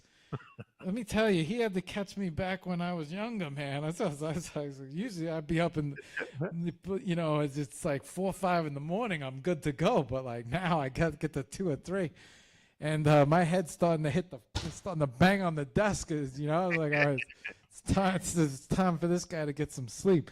Okay, so before I take them, I don't know. I feel like we should play them. I feel like we should almost. What do you got? 3 songs out there? Yeah, I think so. I feel like we should play them a song now. We should play them a song at the end. We should close out with a song. But I also think that you should take a couple minutes now, if you can, maybe to share your screen, and maybe show people. All right, so just for you guys, just to give you guys a heads up right now. Deke is gonna. We talked about this before. We said that. I said he showed me something. He said, this is the way I create my art. A lot of people don't realize it. I would imagine because maybe some people mistake it for AI. And so he said, I want to show a little bit about how I do it. I said, hey, you know what? You should maybe come on to AI, the Wednesday show, which is Art Intelligence, and maybe show a little tutorial about how you create your art. He's great. But before we do that, he has a little teaser here. So, but right now I don't have a share screen button. You don't have share screen right now? No. Do you have that turned off in your settings? No, not at all. Do you have the 3 dots down at the bottom? Yep, I can apply visual effects. I can copy joining info, but present is grayed out. Is not available in this version of Meet. Really? Go to the full version to share your screen. What does that mean? That's a good question. Your recording isn't available. Oh, wait. Okay. I docked it. It was a question of docking, apparently. Okay. So if I present now and present, you mean you had it pinned? Yeah, or something. I don't know. Do you got my screen? Wait, yeah, you're up, bro. You're good. Okay, so Deke, hang on. Why don't you explain a little bit? Does this come up on top? Let me see. Yes, it does. Perfect. Okay, so you got the con, Deke. Why don't you take them away for a little 5-minute tour of how you create your art? Okay, and then I get a cigarette break while we do something. So I just wanted to say this is the finished piece, and I don't know. Like I wish there was a easy way to count how many layers there are, but if there's 100, I wouldn't be surprised. And this one right here is just like finishing stuff, like adding smoke or a little bit of glint into the eyes. And I'm kind of trying to fast forward. You can see there's some noise in here and stuff because rendering isn't perfect. So, but you go all the way down, and almost all of the stuff in here is on different levels. Like, even though I tried to render things out in one piece, most of the time it doesn't work very well. There's your light stream, so I'm just gonna kind of indiscriminately go through some different layers so you can get an idea of what's going fire top to mid.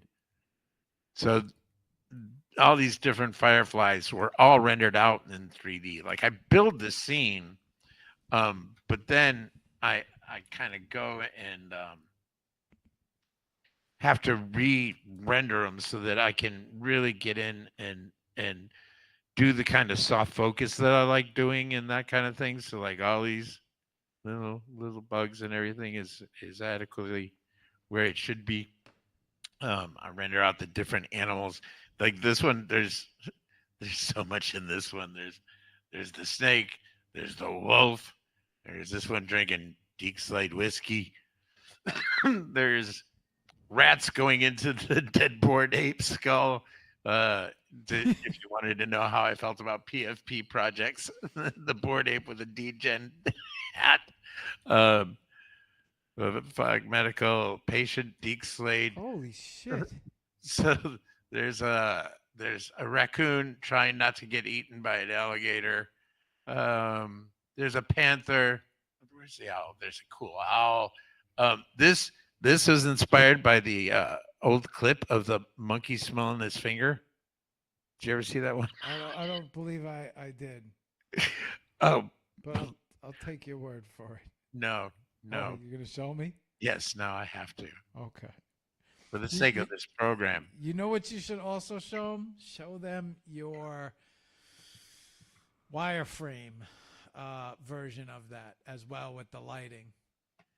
So this was one of my favorite viral videos as a child, a youngin, where this chimp sticks its finger where it shouldn't, and then it does this. So, I'm just trying to point out inspiration can come from anywhere. So this is the finished piece. There's Do you, also you know what your art? You know what this reminds me of, Deke? tell me. Do you remember when you used to go to the doctor? You ever go to the doctor's office as a kid? Of course. And they used to have those. Remember, every doctor's office had those magazines. They had the magazines where they had that one. It was you had to look through this, like you had to find all of these things within this picture. And I'm trying to think what the magazine was. High Life? Yeah, that was it.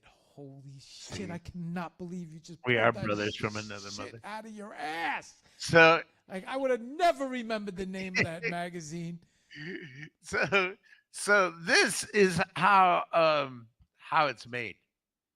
And it's quite a messy thing because everything here is an individual, it's an entire scene. So it's not 2D when we're looking at it in Photoshop, is it? No, it's 3D down to the ants crawling on the ground. Everything here is placed. Everything is intentional, from the guts to, the cigarette sticking out of his finger. Like that's something you go in and actually do, where they're looking, where their eyes are positioned. I had to kind of fabricate this arm because there wasn't a fake arm with meat that an ape could be eating on. And then there's all the things in the background. There's your raccoon. And I didn't even, right now I have off. Let me go back to the camera. Well, wait. It's hard to really play tour director. But this is like the scene going all the way around. You can see the wolf over there. He sticks out with his hair. Um, and this is without the lighting that you noticed before, your keen eye. But I turned them off for the purposes. But this is all, every point of light in there is put in there intentionally to light up various elements and give the lighting that I want, more or less. There's a huge spotlight that's the moon. If we go back to here, you can see the moon is really bright. But all the lighting, all this is done with precision lights. It's not like just turning on a world light, as they call it. I don't like doing that. So everything in here, and that's why when I say it takes hundreds of hours, because you're actually lighting these characters like a set, like a film set would. they wish they had this lighting though. Yeah. Because like just this monkey's face alone has 3 different lights on it. But it's also, I mean, to go into like the kind of intricacies that's involved is that there isn't a pose for a monkey to be doing that. So you're going in and you're posing different parts of the digit. And I know that this is a really rushed example, but just to give a basic idea on the 3D works that I do. So this one literally was 2 months. And while I may skip away for, sorry, I just did a boo-boo. While I may skip away for a while and get frustrated or reach an impasse with something, I do 10 to 14 hours a day every day. And that's not a lot. I don't take vacations. I got nowhere to be. And I couldn't afford to go there anyway. So all these bugs, all these plants, I think there's some frogs and stuff in here. Yeah. See, there's some little frogs down there. But all that is intentional by design, put in. All the little flies flying out of his chest, the little bowl, little baggie of weed. It gives you an idea. And working in this environment is a pain in the ass because if you're aware, if you don't lock something, I would imagine you got to move it. Oh man. And then there's the rendering process, and the rendering process is literally hours to days if it doesn't crash. And so quite often that's the only way with a project like this that you can tell that this character needs more light on their face, or this character does, or whatever the case may be. So you may render it out and just go start over because you can't see this. There wasn't enough light on the snake or the werewolf. Well, it's not a werewolf; it's just a wolf. But anyway. But that's a little bit of what goes into one of my pieces, and it's a lot of layers. It's a lot of work. That is a very good example and explanation of why there's so many hours involved now, right? So this is where I think AI really probably caused some difficulty for artists, because there's artists out there who are probably creating from scratch, and someone might look at their work first, second glance. I follow a photographer who does light painting, and he runs this big neon bowl behind the model, and he's getting a lot of comments right now that, oh, now you could just do it in AI, or that was done with AI, and so nobody really is like paying attention to. Everybody thinks everything is done with AI now. So I think this is where it's causing a little frustration with artists, but it is, and it's a growing pain. I think the way that I look at it is that no technology has wiped out another art entirely, right? When we got to oil paint, it didn't mean people stopped using pencils and charcoal. When we got to photography, the only reason people painted, they were documenting things, right? They were documenting people. They were doing portraits. They were doing this is a landmark. So that's how they were conveying these, sharing it with the world, was painting. Photography didn't get rid of painting. Printing press didn't get rid of calligraphy, but does mean you need to be good and you need to be fucking dedicated. I mean, probably more dedicated than good, to be honest, because the way I look at it is that persistence is key. there's a lot of people who are okay with buying their shit from IKEA, right? I'm not necessarily selling stuff to them. There are other people who want their kitchen table carved by a craftsman, and I have to believe in my ability, even when nobody else fucking does. That that I have a voice that's unique, that I have a vision that's unique. I mean, I don't mean my voice singing, because that's only something I do, but I mean that my point of view is relevant, and it has something to give to the world, and that somebody, the right people at some point, will recognize that I am a craftsman, that what I'm doing is art and it's not IKEA. Deke, do me a favor. Come back to me full screen when you get a chance. As soon as I figure out how. You know what? I could do it. I could do it. I got you. There you go. All right. Okay. What do you got? We got. Wow, man, this show's moving fast.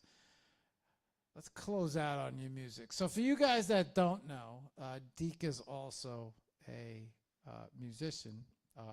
Has a great voice. But we're gonna close out on one of his songs. I don't want to play a song right now. It's gonna push us past. Maybe we'll leave some mystery for the next Deke show. What do you think? It's your show, man. Yeah, let's leave some mystery. We went briefly over the art. You know what I will do right now? Hang on, Deke. While I do have you here right now, what's the best way anybody wants to contact you? Find Cash you? App. Deke Slade. What's well, I mean, that's if they want to hook you up, Deke. But if they want to find you first, It's the best way to contact me. Also, you just type in Deke Slade and then an amount, and then you say hi. Okay. Well, that's how you guys get to say hello to Deke through Cash App. No, just Twitter, man. Twitter is my mainstay. I'm barely on Facebook. It's an obligation and a chore most of the time. And I'm pretty piss poor with Instagram and the rest of them, although I try. You know what we'll do? We'll bring your Instagram up. Just yeah, Instagram, TikTok. They're just hard to gain ground, at least for me. So Twitter, Deke Slade, but I'm Deke Slade on all of them. Yeah. Not that, just to let everybody know, your name is, you pretty much have the Deke Slade at down everywhere, which is what I like to see. You have it on Foundation, you have it on Instagram, you have it on Twitter. That's nice. If you ask me, a lot of times people have different names everywhere. The real Deke Slade here, the original Deke Slade there. What I'm doing is I'm bringing back to main screen before we go out here. Okay, let me get back to my seat here for a second. Okay, so basically, best way to reach out to Deke would be X, Deke Slade. We do have a little time left, Deke. Probably about 5 minutes, maybe, before we probably gonna bring up your song and play your song for everyone. But in the meantime, do you have a message? I mean, it sounds like you've been around in the NFT world for quite some time. You've seen it from the beginning. There's a lot of people that might find discouragement. Things didn't work out the way they felt would be the best for them. And then also with everything that you've seen, right? With everything that you've seen over time. Kind of said it before, but I'm going to go ahead and ask you to, maybe some words of wisdom or inspiration for some of the artists out there that, you know, maybe struggling. Maybe that's the best way Always, to say it. always go to the broke, depressed dude for inspiration. That's what I always say. I think you give excellent advice, Deke. So That's the first thing. not only that, but if you guys did miss it, he is a counselor. This was true. This is true because other people's problems are easy. So, first of all, anyone becomes an artist to be happy. I don't know what the fuck you were thinking in the first place. I don't know. That ain't why I became an artist. I became an artist because it's what I love to do, and some part of me, and it could be a coping it could be just the ultimate cope, tells me that that's what I was fucking put here to do. I believe that with every fiber of my being. Money notwithstanding, success is like it's a weird my ebb and flow.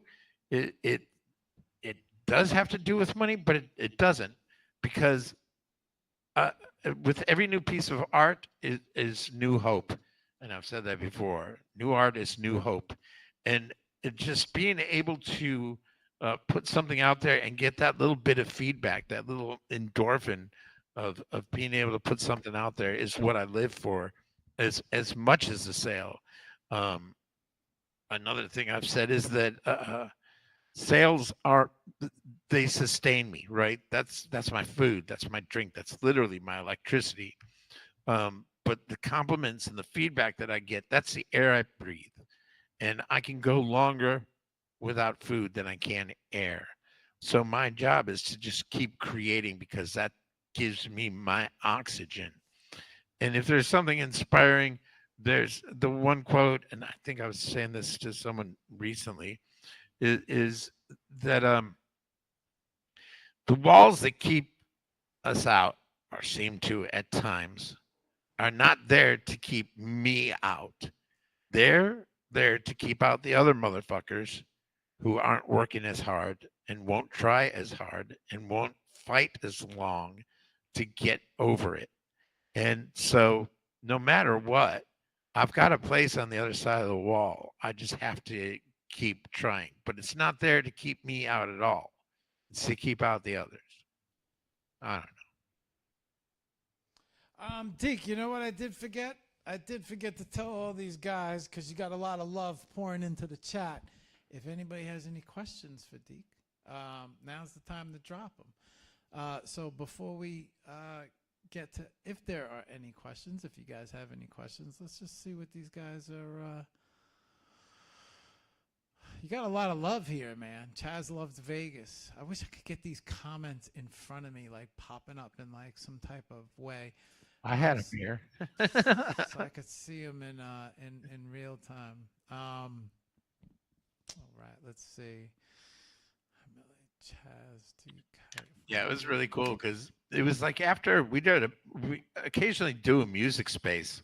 I don't know if you know this, but every once in a while, Chaz and I, Chaz Wesley 99 on Twitter, he plays piano and I do music. And every once in a while, we'll do a live space. But what's cool is we will kind of backdoor through Telegram so that I'm playing through him, right? So that he can play along with me and it's in sync. And it's kind of crazy. So we're talking about doing another one of those soon, but they're a lot of fun. Okay, so apparently Pantia was speaking to you. I'm pretty sure it was you. No, I don't think so, Deke. I'm looking at your physique and I know what I look like, and I'm telling you. She strictly said that style, unique and attractive, exactly the same as his art. This has nothing. Listen, I'm just the guy with the microphone putting you on right now. Anna wish she'd be hanging out with us, and then Chaz agrees with you. Dianella is a must interview. Guys are so sweet. Deke, oh my God, Deke, you have lots of fabulous arts on different platforms. Well done. Very proud of you. Okay. and then Chaz said that one of his favorite pieces is this alpha piece as well. Yeah, that was what was cool because we would go through Telegram, and one day we did the music space, and it just happened on a lark that after we ended it, I had Alpha open, and I was like, "Hey, check it out!" And he did not realize all that went on behind the scenes. Okay. You, Chaz, I didn't mean to cut you off there, but I was so happy to say that you are well loved, Chaz. The chat is blowing up for you. I like to see that. Okay. Let's see what else we got. We got a few more minutes. There was one last thing I did want to ask you, Chaz. Now that I'm thinking about it, you decided to hang out in the NFT world. I don't think it was just about art. I do think I would love for you to say something about this, because I think you're the right person to say it. From my experience, I have found that there's a different type of community that hangs out in this NFT space. And I'm sure you probably see it the same way I do. Yeah, I'm almost confident in that. But would you say that the community makes it very easy for you to come back and return or be a part of this NFT space? What do you think about the overall vibe from everyone involved? It's it was a long journey, and because you start alone. Everyone, I think, just starts so damn alone and just going up in a space and not knowing anyone. And thankfully, I had enough belief in my art and that my feedback was good that I was able to go back. And I mentioned Bullish Trader. Back in the day, his spaces had 100, 200 people in there. There would be literally 70, 80 or more people requesting to come up. So I came in at a good time and with some good people, because everyone who was in that circle, even though it was a shill space, everybody that was co-hosting back then was really into the art and really checked the stuff out. Then I got into a community that was PFP based, and what I'm happy about with One Love, to give a shout out to One Love DAO, and is that when it's based around an NFT, that's all that it's got, and it's based on the value only of an NFT too, right?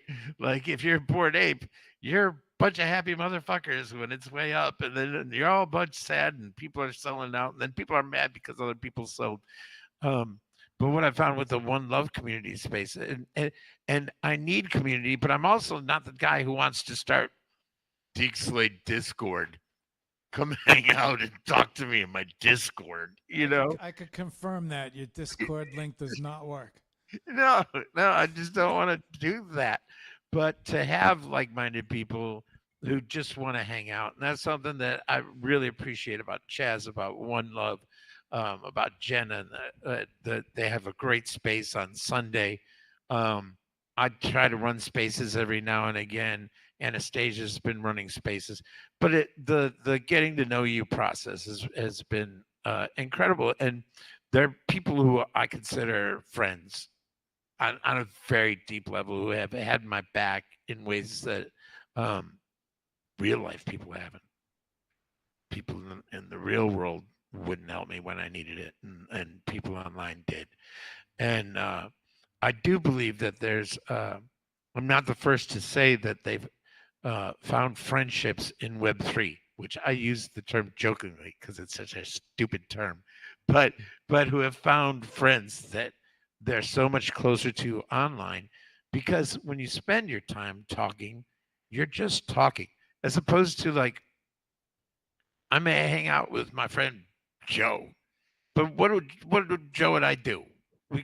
We're watching TV together. Are we getting to know each other and having conversations and dialogues and talking about like things that matter in the world or world events?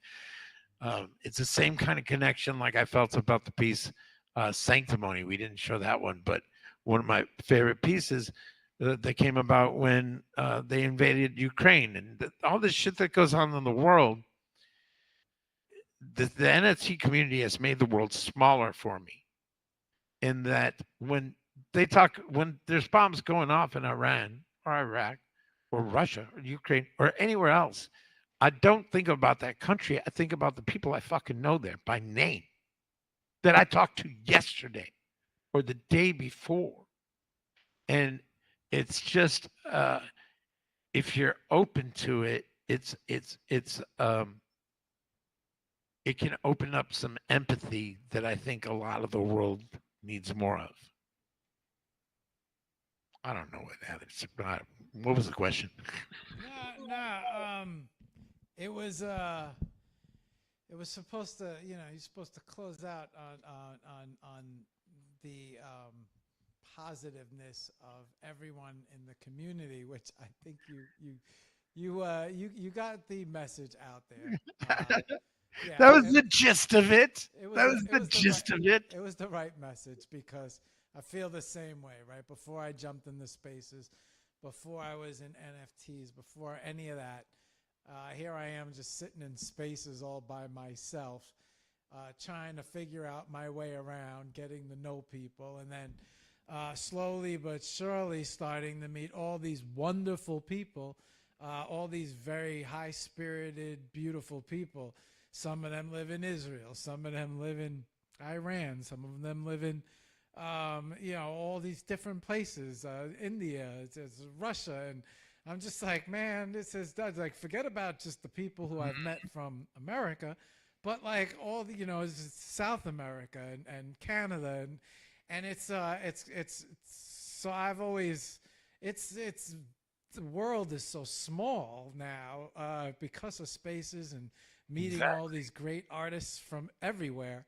But it's the attitude that seems to keep me around, right? Every time I jump in spaces, hey, how's it going? How's everything? Right now, I've come across your crew, and your crew is always so positive and up. And so there seems to be a very good vibe and energy of artists, which I like, which I think a lot of people tend to.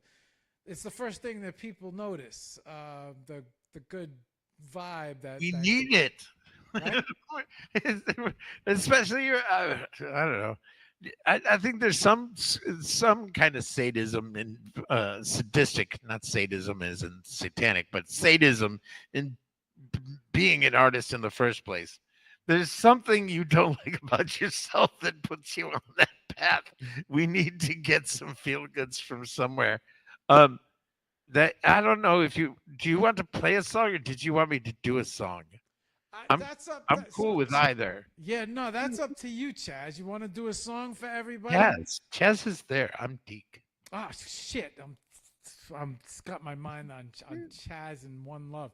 Deke, shit, sorry about that. I'll do one. A couple people asked in the thing, and I don't mind being lazy and just listening to me, but I also don't mind doing one. Hang on. You want to close out with? Is it possible Deke play one music? Yeah. So Deke, all right. So Deke, they're calling for it. So we could do this one of two ways. You can play and we can close out, or you can play and then I can play another track as we close out. Up to you. Playing another one. All right. Yeah. Go ahead, Deke. And the only reason, and I'll send you the Post Malone one. But I'm going to do the new one because it's the newest, so it's the freshest and easiest in my mind. And I just finished it literally and recorded it and minted it 2 days ago. But it's also so depressing. I don't want it to be the last thing. So. I mean, that's a good point. We do want to close out on a positive note. So you want to sing them this one, and then I'll close out on Post Malone? Yes, I'll do a sad one, and then Post Malone is kind of funny, but it's also sad, but it's also reflective. Well, you know what?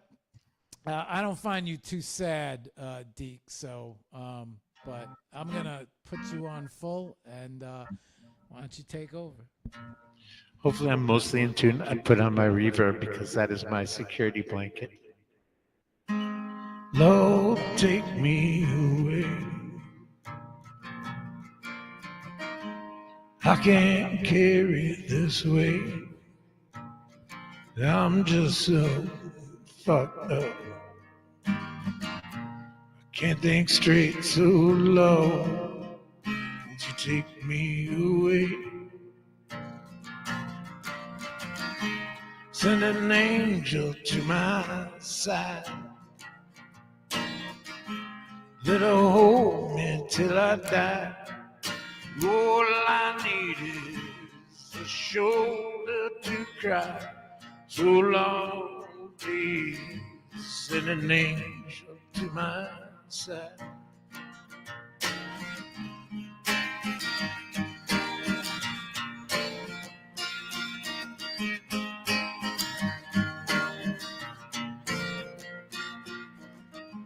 Tell my mom, wait.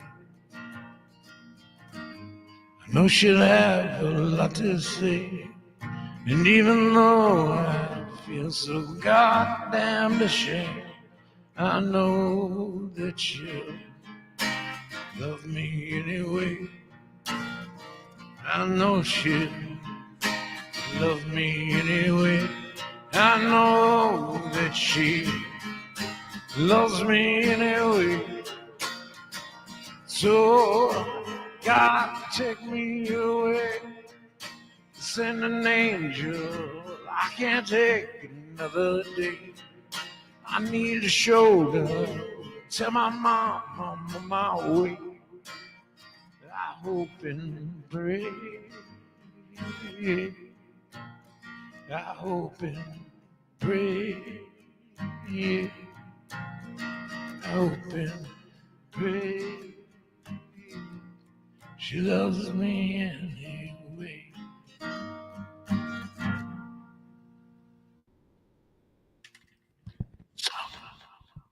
Yeah.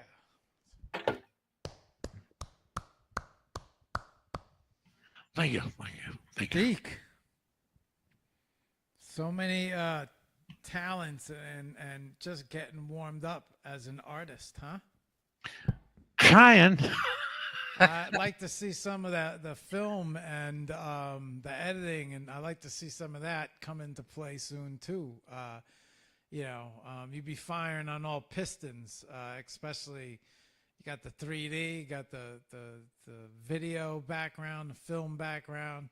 Next thing you know, you'd be releasing NFTs of you with a Steadicam on. So No, they're too heavy. We've established that. well, they'll only be 20-second. Okay, Deke. Welcome to the HOP family. You made it through a show. Congratulations.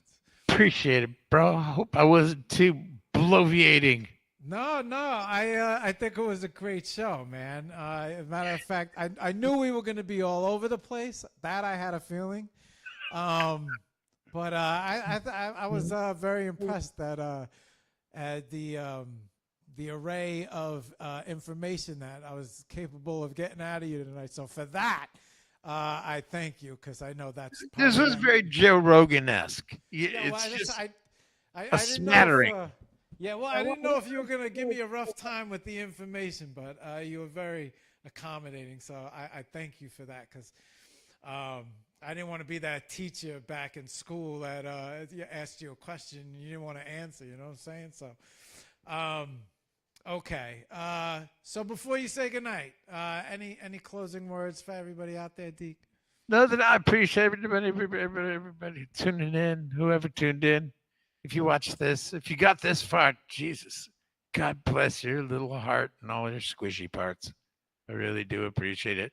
And Mark, you've been doing a great job, man. Like I said, we talked a couple times just in passing in spaces, but I became a fan the first time I watched you do an interview with Anna. It was amazing, and I think you were born to do this. I really do. I think you're doing a phenomenal job. And yeah, just huge props to you. I appreciate that, Deke. You know, it's you're one of the first guys who said anything about that, and so I never forgot that. And then I saw how supportive you were of the show, and it was like, you know what? I'm like, I hear this guy in spaces from time to time. He sounds colorful. Seems like he's part of the One Love crew. He gets a lot of love from those guys. I'm like, you know what? Let me ask him, and let me ask him to jump on. And it just so happened that I heard your music afterwards, and so when I heard the music, thanks to Chaz, that night, I was just like, "Ah, man, we got a show," because I didn't know too much about you, so I didn't know what to expect. I didn't know, too much about your background, the art, but I was like, yeah, there's an artist in this guy, and I'm And like, me doing music is also that blame goes to Chaz too, because I've played guitar my whole life, but I never really set my mind to it. My last antidote of the night, and I played in spaces like once or twice, but one night had never played in Chaz's space. But one night we're just talking, and he goes, "You kind of sound like Johnny Cash," and I was like, "Well, I got a guitar," and he goes, "Really?" I don't know if he did that or not, but I was like, "Yeah." And he was like, "Well, do hurt." I was like, "Okay." And there was so no emotional investment because I didn't expect to do good. like I was just like, "All right." And I did it. And everybody was like, "Holy shit." And I was like, "Really? You liked me? You really, really liked me?" And so now I've been doing music. And now I'm writing songs. And it's all Chaz's fault. Chaz got a knack. The name of his show was The Midas Touch, so it seems like anything that Where's the gold, Chaz? I'm finding the gold. seems like anything that Chaz touches, turns to gold. So look at that. He put his little touch on you, and he got you singing. Interesting. Put this little touch on you. Yeah, I feel like we got Sun. I don't know NFT. That is amazing. Right? So I feel I like do. Sun has the little touch of gold, and interesting how Chaz over there has the little touch of gold. It's good that this much good energy is in one place through so many people. So this is why I do what I do. I had a little show going on, wasn't doing too much, so I figured I'd bring it over to X, and maybe start bringing on some artists. And lo and behold, everybody loved it. So I was like, you know what? Let's keep rolling with it. But you were one of the first guys to say something, and I didn't forget that, Deke. So I always had my thoughts of bringing you on, and here we are. So what I want to say now is thank you for your time, for your information, your knowledge, your opinion, your stories, and just keeping everybody entertained for. And to learn more about you, right? And then, I appreciate you obviously coming on the show and then supporting it the way you do behind the scenes, because I always see the posts. So I wanted to say thank you for all of that, and I'm glad that you jumped on the show and you made it easy. And on top of it, I dug your stream, so I'm looking forward to seeing you in the next nightcap. Appreciate it, man.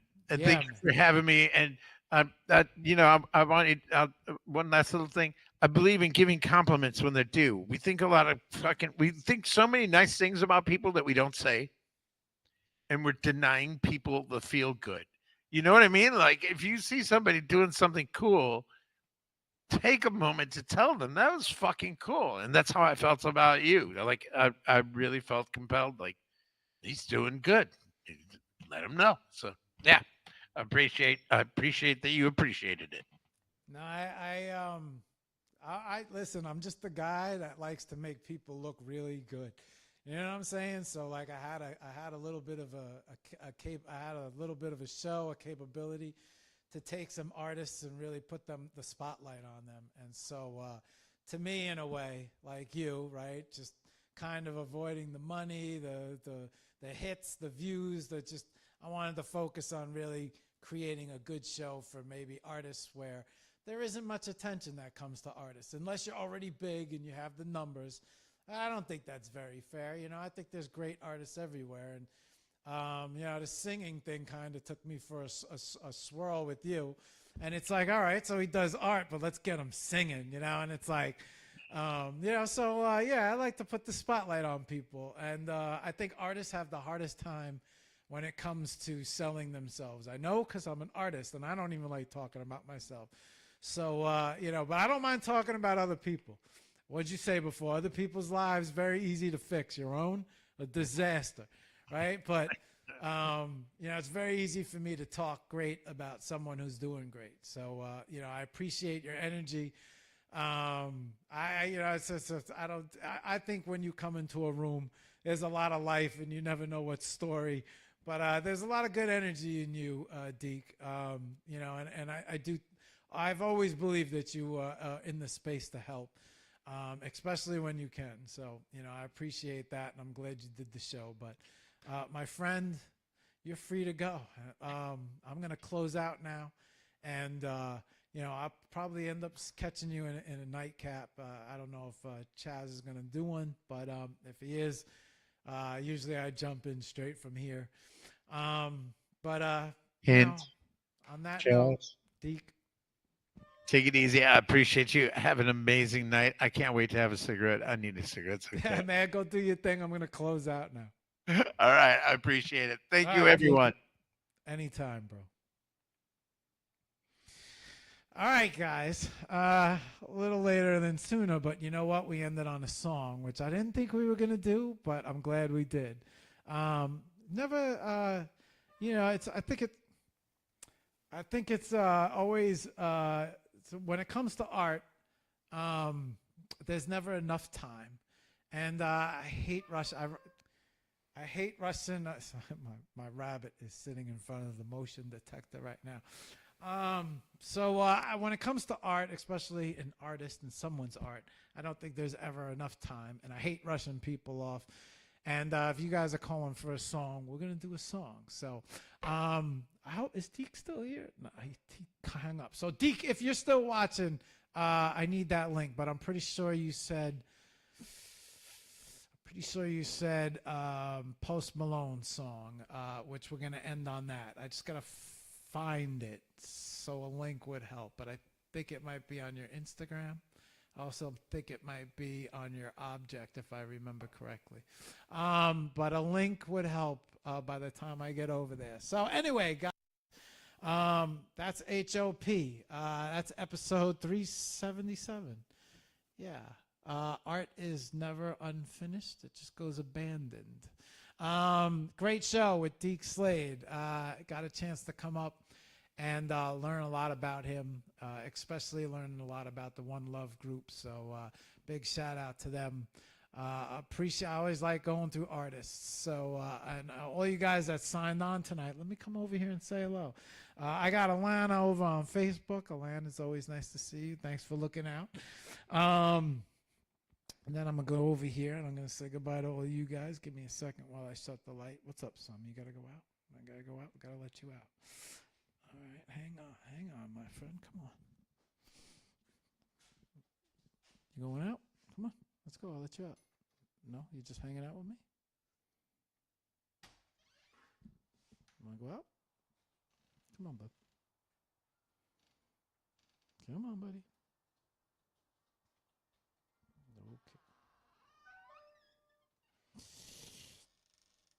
Okay. All right, guys. Let's get over here. Just have to let summer out. Summer had to go. All right. Okay. All right. On that note, let's dig up a song. Let's find the track. I'm sure that by this time it's probably sitting in my X, hopefully. Yes. Duplicate. All right, let me find messages. Yes, we do. We have it. All right, we have it. All right, guys. Okay, so a couple things before we get going. Okay, yeah, perfect. And then we'll open this up and we'll play this out. Okay, guys, so a couple things just to let you guys know. Before we get going, this week, Wednesday, we're doing our second show for the super community. So the community is and they will be making an appearance on a special edition of Hour Power. I don't know if you guys remember the Hour Power. I should have probably did this in front of the camera, but we got to do it now. Yeah, so I'll do it to the camera right now. So we had the Hour Power show on a Friday where we did the Hour Power community, and we had the 6 artists talk about their art works that were selected for the Super Community 3D Gallery. That is happening with Can on Wednesday. So Wednesday from 12 to 2, we will be doing the whole Can community. And then Friday, we have Francesca coming on. And I don't think we're doing an AI show this week, but I will let you know what is, I think AI show is next week with Chaz. And then I think I'm going to set one up with Deke as well. So Deke will probably show you how he creates his art from 3D to Photoshop, which should be a good learn. And then I also think Chaz will be showing us AI, if I remember correctly, and prompting. Okay, I think that covers everything. So, yeah, 2 good shows this week. On that note, let's close out. Let me bring up full screen, full screen. All right, there we go. We got it. I'm going to open this up full. All right, guys. I don't want to talk too much during Deke's song, so I want to respect his music. You might hear me say goodnight over it, but I want to say goodnight now. And I'm going to say thank you to everybody who tuned in. So, Alana, Chaz, Anna, Matilli, Pantia, Dinella. I don't want to miss anyone. I get everybody. I guess Deep Chaz. All right, guys. You want to see I could go get my rabbit right now. We don't have to wait till the next interview. Hang on, let me see if she's out. I'll bring her over for you guys to say goodbye. Until then, we'll play some Deke. Hang on. Wish I could be Post Malone. I would have me a car and a home of my own. Maybe I wouldn't feel so fucking alone if I could be Post Malone. Maybe I've been sober just a bit too long. And what I need is a handful of pills, a Budweiser and a bomb. Posting I could stay up all night, writing some awesome songs, and we could be rich and sad, which is better than poor and sad. I'm sure he knows. I know he knows. I know he knows. I know he knows. I know he knows. Maybe I give just a few less fucks if I have made just a handful of his bucks. Maybe I'd even know some ladies, and tonight I'd have some luck. Yeah, instead I wanna die, 'cause all this pain inside, it's got nowhere to go. Where to go, nowhere to go, nowhere. Nowhere to go, nowhere to go. This ain't the song that I wanted to write. Long sob story all about my fucked up life. Especially when to others my life probably seems alright. Goes to show that things look different from the inside. So maybe he'd like to be Deke Slade, not for a month or a week, but just a day.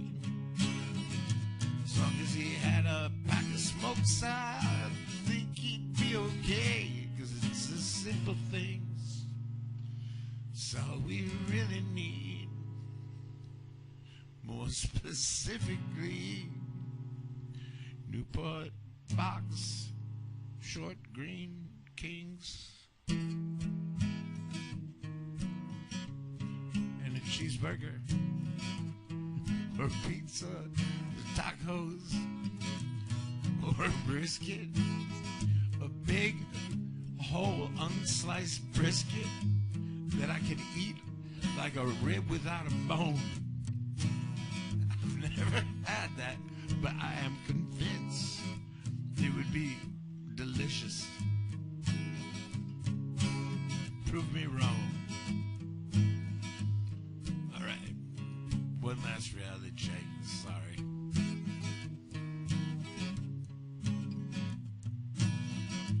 Amy Winehouse, Chris Cornell, and Kurt Cobain, Mac Miller, and Naomi Judge. Too many names to sing. I don't know why artists all seem to live in so much pain with or without the fame. Seems we're all the same, so I'll just keep my name. I'll stay the same. Deke Slade. Fuck Deke Slade. Fuck Deke Slade. Fuck Deke Slade. Fuck Deke Slade. I said it. Fuck Deke Slade.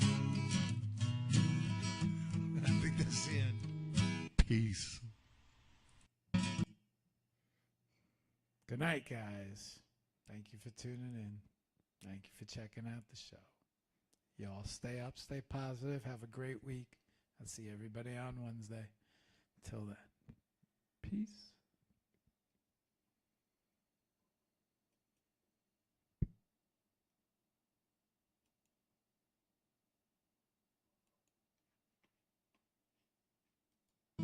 Wish I could be